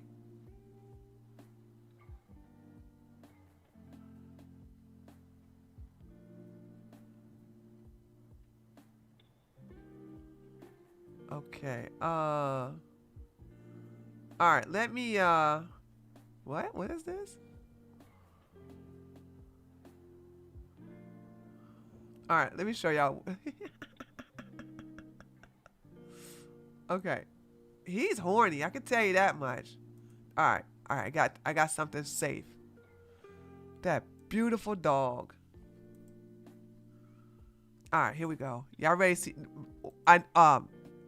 Trigger warning. There's about to be some very, very, very, very gay stuff towards the end of this video. Okay, here we go.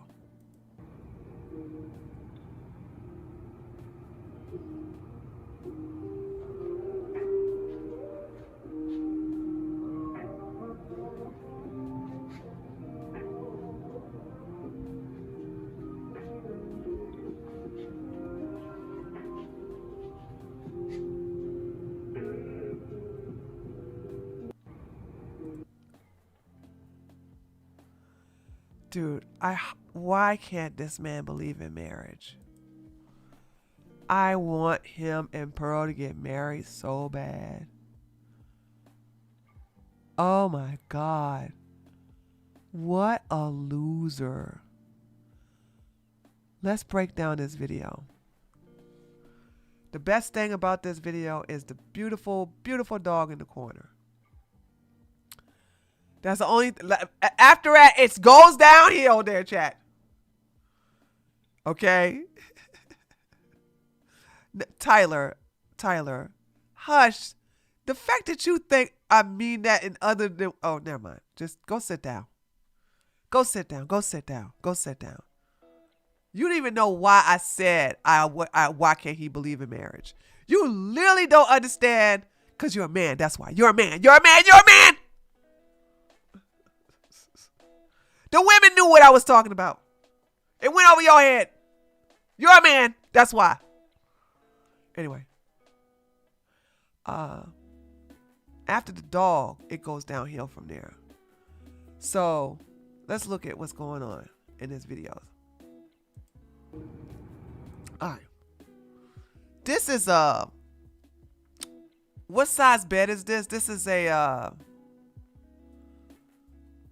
full. This is a full size. This is a full size bed, right?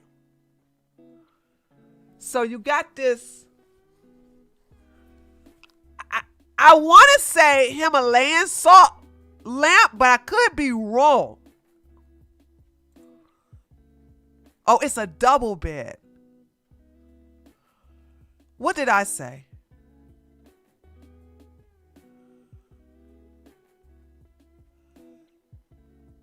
Yeah, it's a full size.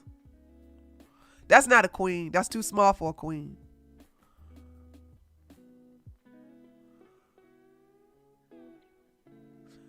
Y'all say it's a double bed. Double or okay. But it's not a queen. It's not a queen or a king size, right?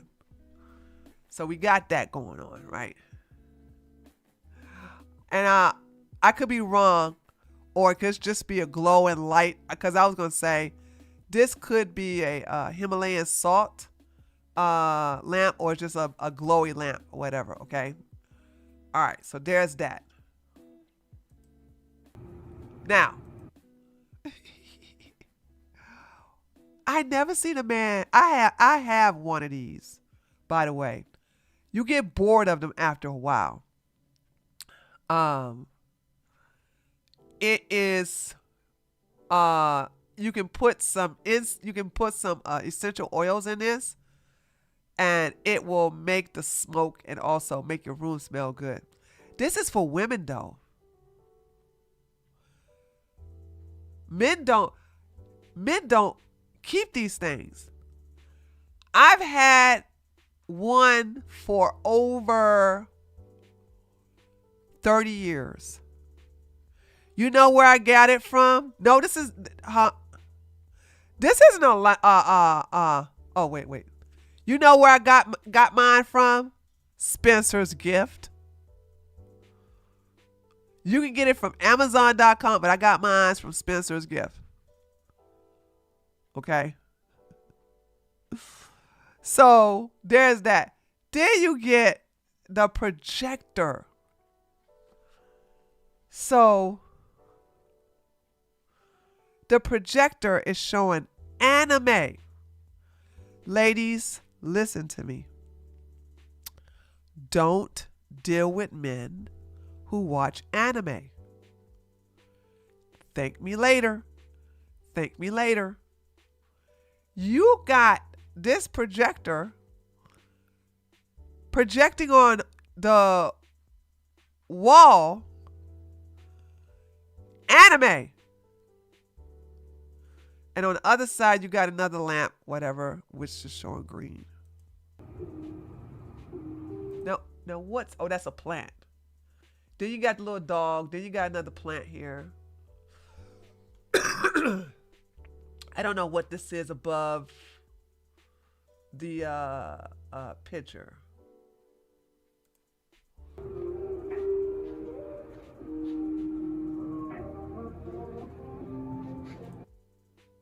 Why?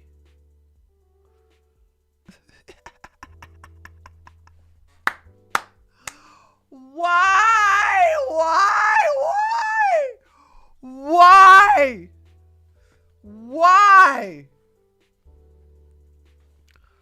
Why?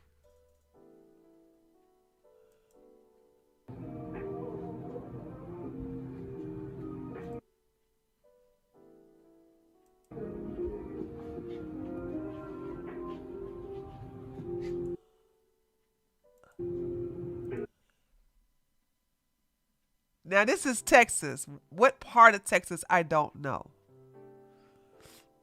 I've seen this little green thing before. I want to say Dallas, right? Lily, what part of Texas is this we're looking at? Did Pearl put some chicken nuggets? Oh, that is Dallas? Okay. Morgan, he's so proud of himself. Okay, so this is Dallas. Okay, good. He's so proud of himself. Like, and I bet you everybody like, yo, man, that's nice. That look good. Yo, that's nice. Why would you show this on Twitter? What is the purpose of showing a room like this on Twitter?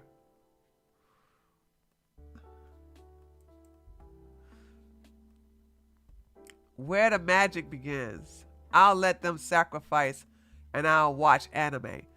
Stay away from men who watch anime. I'm telling you, a real man who about that business don't watch anime.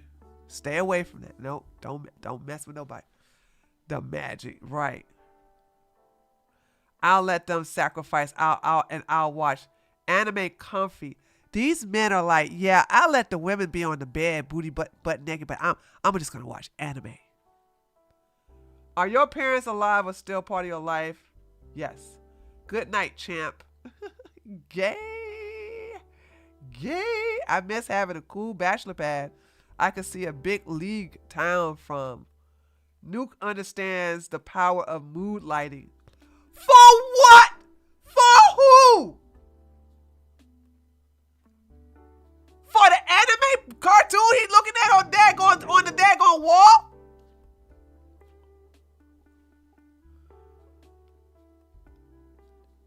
You gonna use mood lighting for who?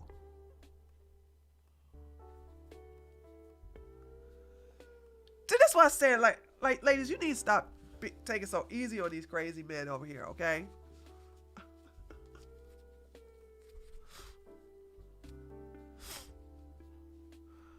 I'm just like, The man children. Yes, they are. Definitely. Oh, good point, Nikki. Nikki said mood lighting so that they can jerk off the anime. Thank you. I'm sorry. I forgot. Good point.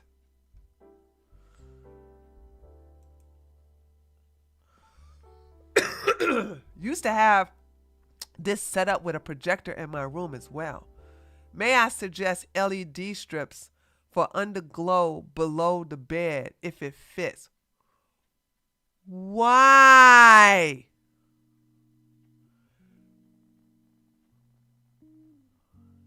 You guys got to get women into your room first. And I'm sorry to tell you this, but if you don't have no action, who cares? The anime character don't even care about the mood lighting or the LED lights. This is so stupid, dude. Oh my God. Uh-oh. Jasmine Ratchet is trending. Why?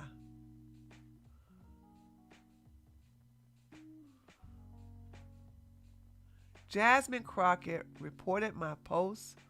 Forced to remove. Truth hurts. Hood rat, ghetto stank, trash, chicken head, the food.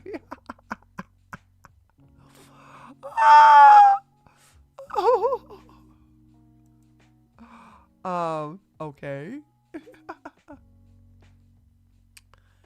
It is not criminal violation to enter the country illegally.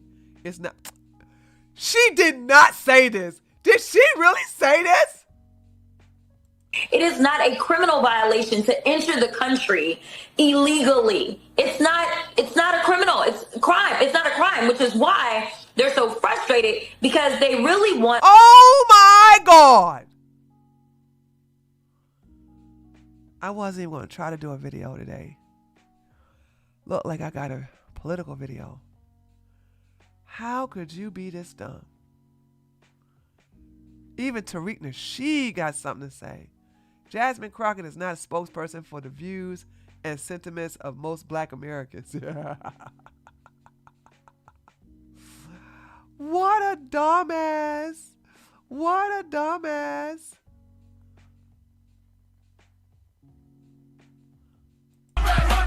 Okay. I'm not turning that up because I'm gonna get a content violation. I would have to find something.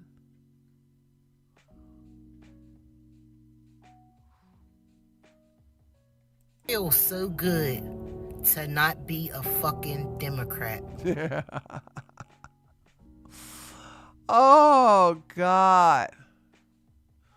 All right, y'all. Let's look at a little bit more of this and I'm gonna wind it down. Cause I still gotta edit that part out of Fousey. And then we're gonna, probably watch 5 more minutes of this and then we're gonna close it down. Did contract edit work on the weekends. I mean, it's not really and if I did work for them, I mean, I wouldn't have a problem saying it. There's your jump cuts again. Yeah, but he ended up getting community noted. Anyway, so I think that's all the tea, and then he fired Glenn. No, you're missing one part. What did I forget? It's been so long. When we went to Daily Wire, right? Remember James. So you mean when you went to Daily Wire and you completely choked on Michael Knowles' show? That one? Or the one where, was that the same Nashville where you had to change hotel rooms? I know about that too. Yeah. The one where you had to change hotel rooms because you were sticking it out for something else. Sexton. He tried to say like the whole James Sexton thing. Because remember originally the panel was going to be 4 red pillars. Oh my gosh. Then do you know what's crazy? He accused me of trying to get Rollo off the panel when I suggested him to be on it to begin with. I don't believe that. Was supposed to have a one-on-one interview. Nobody else was I legit believe Rollo version of this. I believe that you did try to get rid of him so you can get that James Saxon creep in there. Invited. Okay. This is retcon. If you ever wondered what retconning is, this is retconning here. And I said, and I knew everyone in the RP was going to complain and say Pearl shouldn't get this collab. So I'm like, hey, let me try to get someone else in the door. I also agree there's a lot of great men in the space that I respect a lot. Let's bring, I don't have a problem filming with anybody. Let's bring them. And then I forgot how he. There's your jump cuts. Got some screenshot and was trying to spin it. So that this is a good place to start. That screenshot is because I have people in your organization. Not everybody. Well, I did, and not anymore because now you've kind of fallen from grace. So here's the point: is the screenshots that I got was of emails of her talking to her manager. I don't know if it's Blessing or whoever it was. I forget who the manager was at that time. Blessings.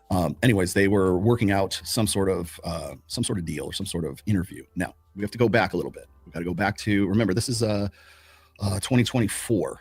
Now in 2023, I had in August of 2023, you'll remember that the whole thing that went down with Brittany Venti here and all the nudes and her handing me off, thinking through Glenn, thinking that this is going to be some sort of gift so that she can get James Sexton as an interview. So keep that in the back of your mind. So here's the deal. I made the decision to move to Las Vegas, and I had gotten a rental and everything. I was moving myself and my wife and my dogs and everything. Nope. Your wife was already gone. Stop. I was waiting for you to lie. And this was on February 29th of last year of 2024. You and your dogs. Almost a year to the day, right? And so what I had been doing is I had been moving my mother-in-law into my house in Reno because I needed somebody to be there to take care of that while I was going to figure out how to sell it and everything else. I spent the entire day moving her apartment stuff into my house. I look at my email at about 4:00 on that day, and I come across an email, and the email is from Daily Wire. And I'm like, oh, damn, cool. It had been sent to me at about noon. And it was 4 o'clock. I'm like, oh, great. Hey, we would like, the email said something to this effect. Okay, I don't want to hear that story all over again. I believe you, Rollo. Okay? I don't want to hear the story anymore. Circumstance would never have done that. I told him that, and Jim instantly says, I'm not going to do this. Because what she was trying to do is she was trying to, again, ride the coattails of a person who has better ideas, is more more authentic, more well-versed, who actually knows what the fuck he's talking about. She was going to sit there and just probably let him run the whole show. Well, she looks like she knows what the fuck she's talking about just by association, just by sitting there and doing nothing. Because she's doing the documentary on divorce. She probably would have threw out a few things like, hey, do you know the divorce statistics for, 70% of divorces are initiated by women? Like, she probably would have thrown something, schmaltzy and cheesy like that out there, and then would have let, take it away, Jim. Like, that was the intent. Because that's what she fucking does. She has no original ideas. Nope. She is not an innovator. She is a fast follower. So if she couldn't get me to give her Jim Sexton back in the middle of August with Brittany Venti Nudes, why not use my name to get him to agree so that they can go and do their show together? Now, I'm happy to say that I did sabotage that, although I feel bad for Jim having to deal with this cluster fuckery. That's basically what happened. And that was the intent. She couldn't get him any other way. Well, hey, I got an idea. Let's use Rollo's name because he's tight with him. He'll agree. Then we boot Rollo and we put Michael Knowles.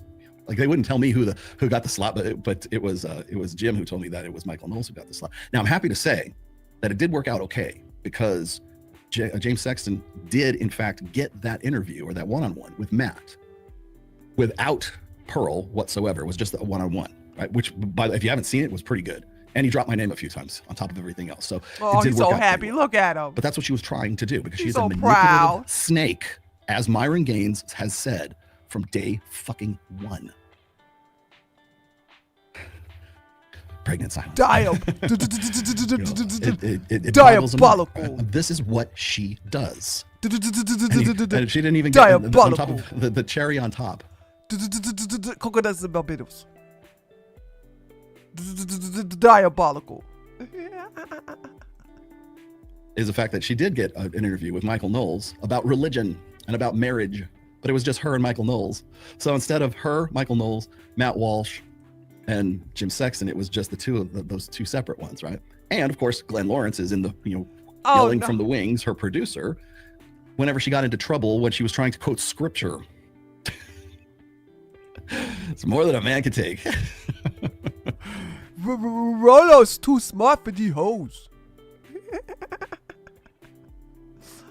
Rollo, coconuts by windows. It's too smart for the hoes. The hoes, they so dumb. Rollo too smart for the hoes. Well, hey, Fresh, either, wait a minute. I thought you all were cool with Pearl. What's going on?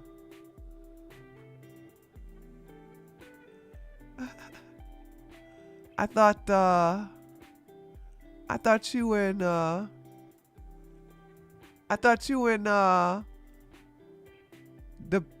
Beaky.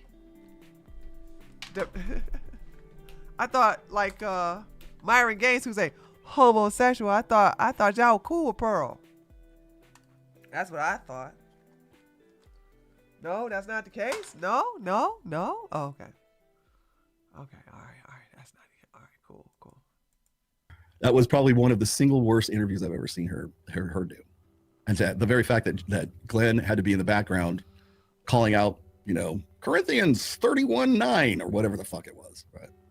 Just she looked stupid. Kiss, he had to be keep up it there up, and help Glenn. her for everything. Please keep bailing her out of situations that she has no business belonging in the first place. And I'll tell you the thing that got me is like that was one of the things that convinced me to just sort of leave this shit alone, because I felt bad for James Sexton. James is too good for this shit. In fact, I told James, I said, look, one of the things I told him was, don't go on with Pearl. Don't go on with Fresh and Fit. Don't go on with any of these guys that Joe Rogan would call a bottom of the barrel podcast, including my own, by the way. I'm not leaving me out of this. But I said, wait till Rogan gives you the call. Wait until some of these big heavy hitters give you the call. Wait until Chris Williamson gives you the call. Wait until the rest of these guys who are bigger names than me. Damn. You said not even Fresh and Fit, and Fresh is licking your balls in your chat? Damn. Damn, how you feel right now, Pugsy?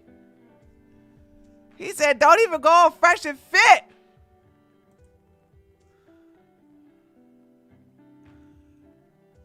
Alu, I don't even know why you would put that in my head. You should be punished for that. Fucking Pearl give you the call. Like, where and then did once that you've tapped come all from? that out, then, you know, hey, come be a bro and come on Fresh and Fit or come with me or, you know, whatever it is. And I think he's doing pretty well for himself. I just seen him on, like I said, I wanted this show to be about the interview that he did with the pastor from Hillsong United. And I'm going to probably have to do that next week. But, because I thought that was going to be a real interesting thing to do. But then I got to go and answer all these like bald-faced bullshit. Like, just Okay, all right, that's enough. All right, yeah. All right, guys. Let's do a cool down. Cause I still feel I feel my energy going down now. Oh God. Oh wow. Woo. Now how am I gonna get enough energy to do that Jasmine video? Anyway, I'll find something else to do. I'll figure it out. Even if it's a short video. I'll figure something out. I don't know how she came up with that, Olivia. She must be on drugs. Why would she even put that out there?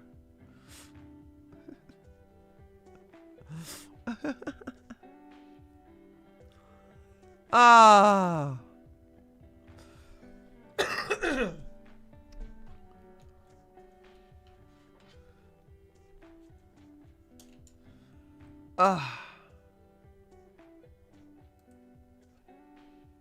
Okay. Where's Joe at? Oh, there you go. Oh, Joe went away. Good night, everyone. Tonight. Oh, sorry.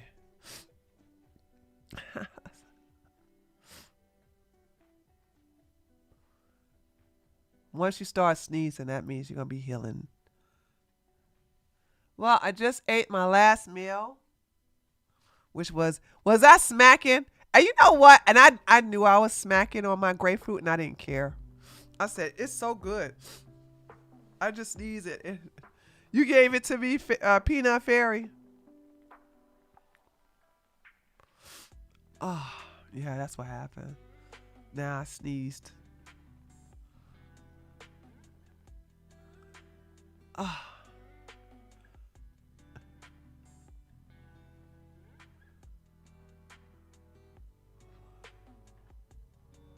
I sneezed right after you. Oh, okay.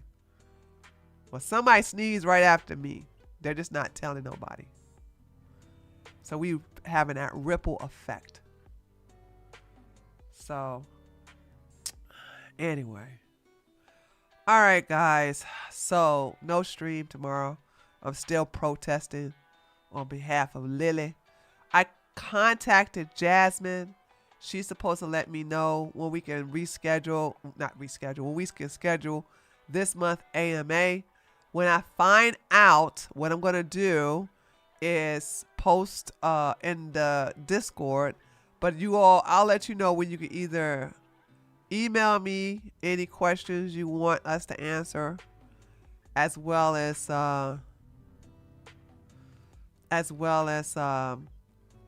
any questions in the chat, in the Discord. So, and I think we're taking men and women questions. Okay. Now, if you guys don't have any questions, that's fine, because she's getting a lot of questions from her own OF account. So there's that. You didn't notice smacking up. You didn't notice I was smacking. Yeah, I was like, oh, this is a good grapefruit. And when you're deficient of vitamin C, ooh Lord, that vitamin C be tasting good. I need to go find me a delicious pineapple. I was looking at the pineapples today. I was like, ew, these pineapples look dumb. They look nasty. Yucky. Ew. So, it is what it is. Okay, chat. I gotta get ready to do this editing, which is gonna be a little bit tedious. But anyway, guys, thanks for coming by. I guess, like I said, my energy just went down. So now I'm spent. There's nothing I could do. But I'm going to see if I have some energy to do this political video, because I haven't uploaded a video since what, Tuesday? So that's what, 4 days? So I'm going to do something today, whatever. All right, guys. I'll talk to you guys next stream will be next Wednesday. Later, taters. Bye.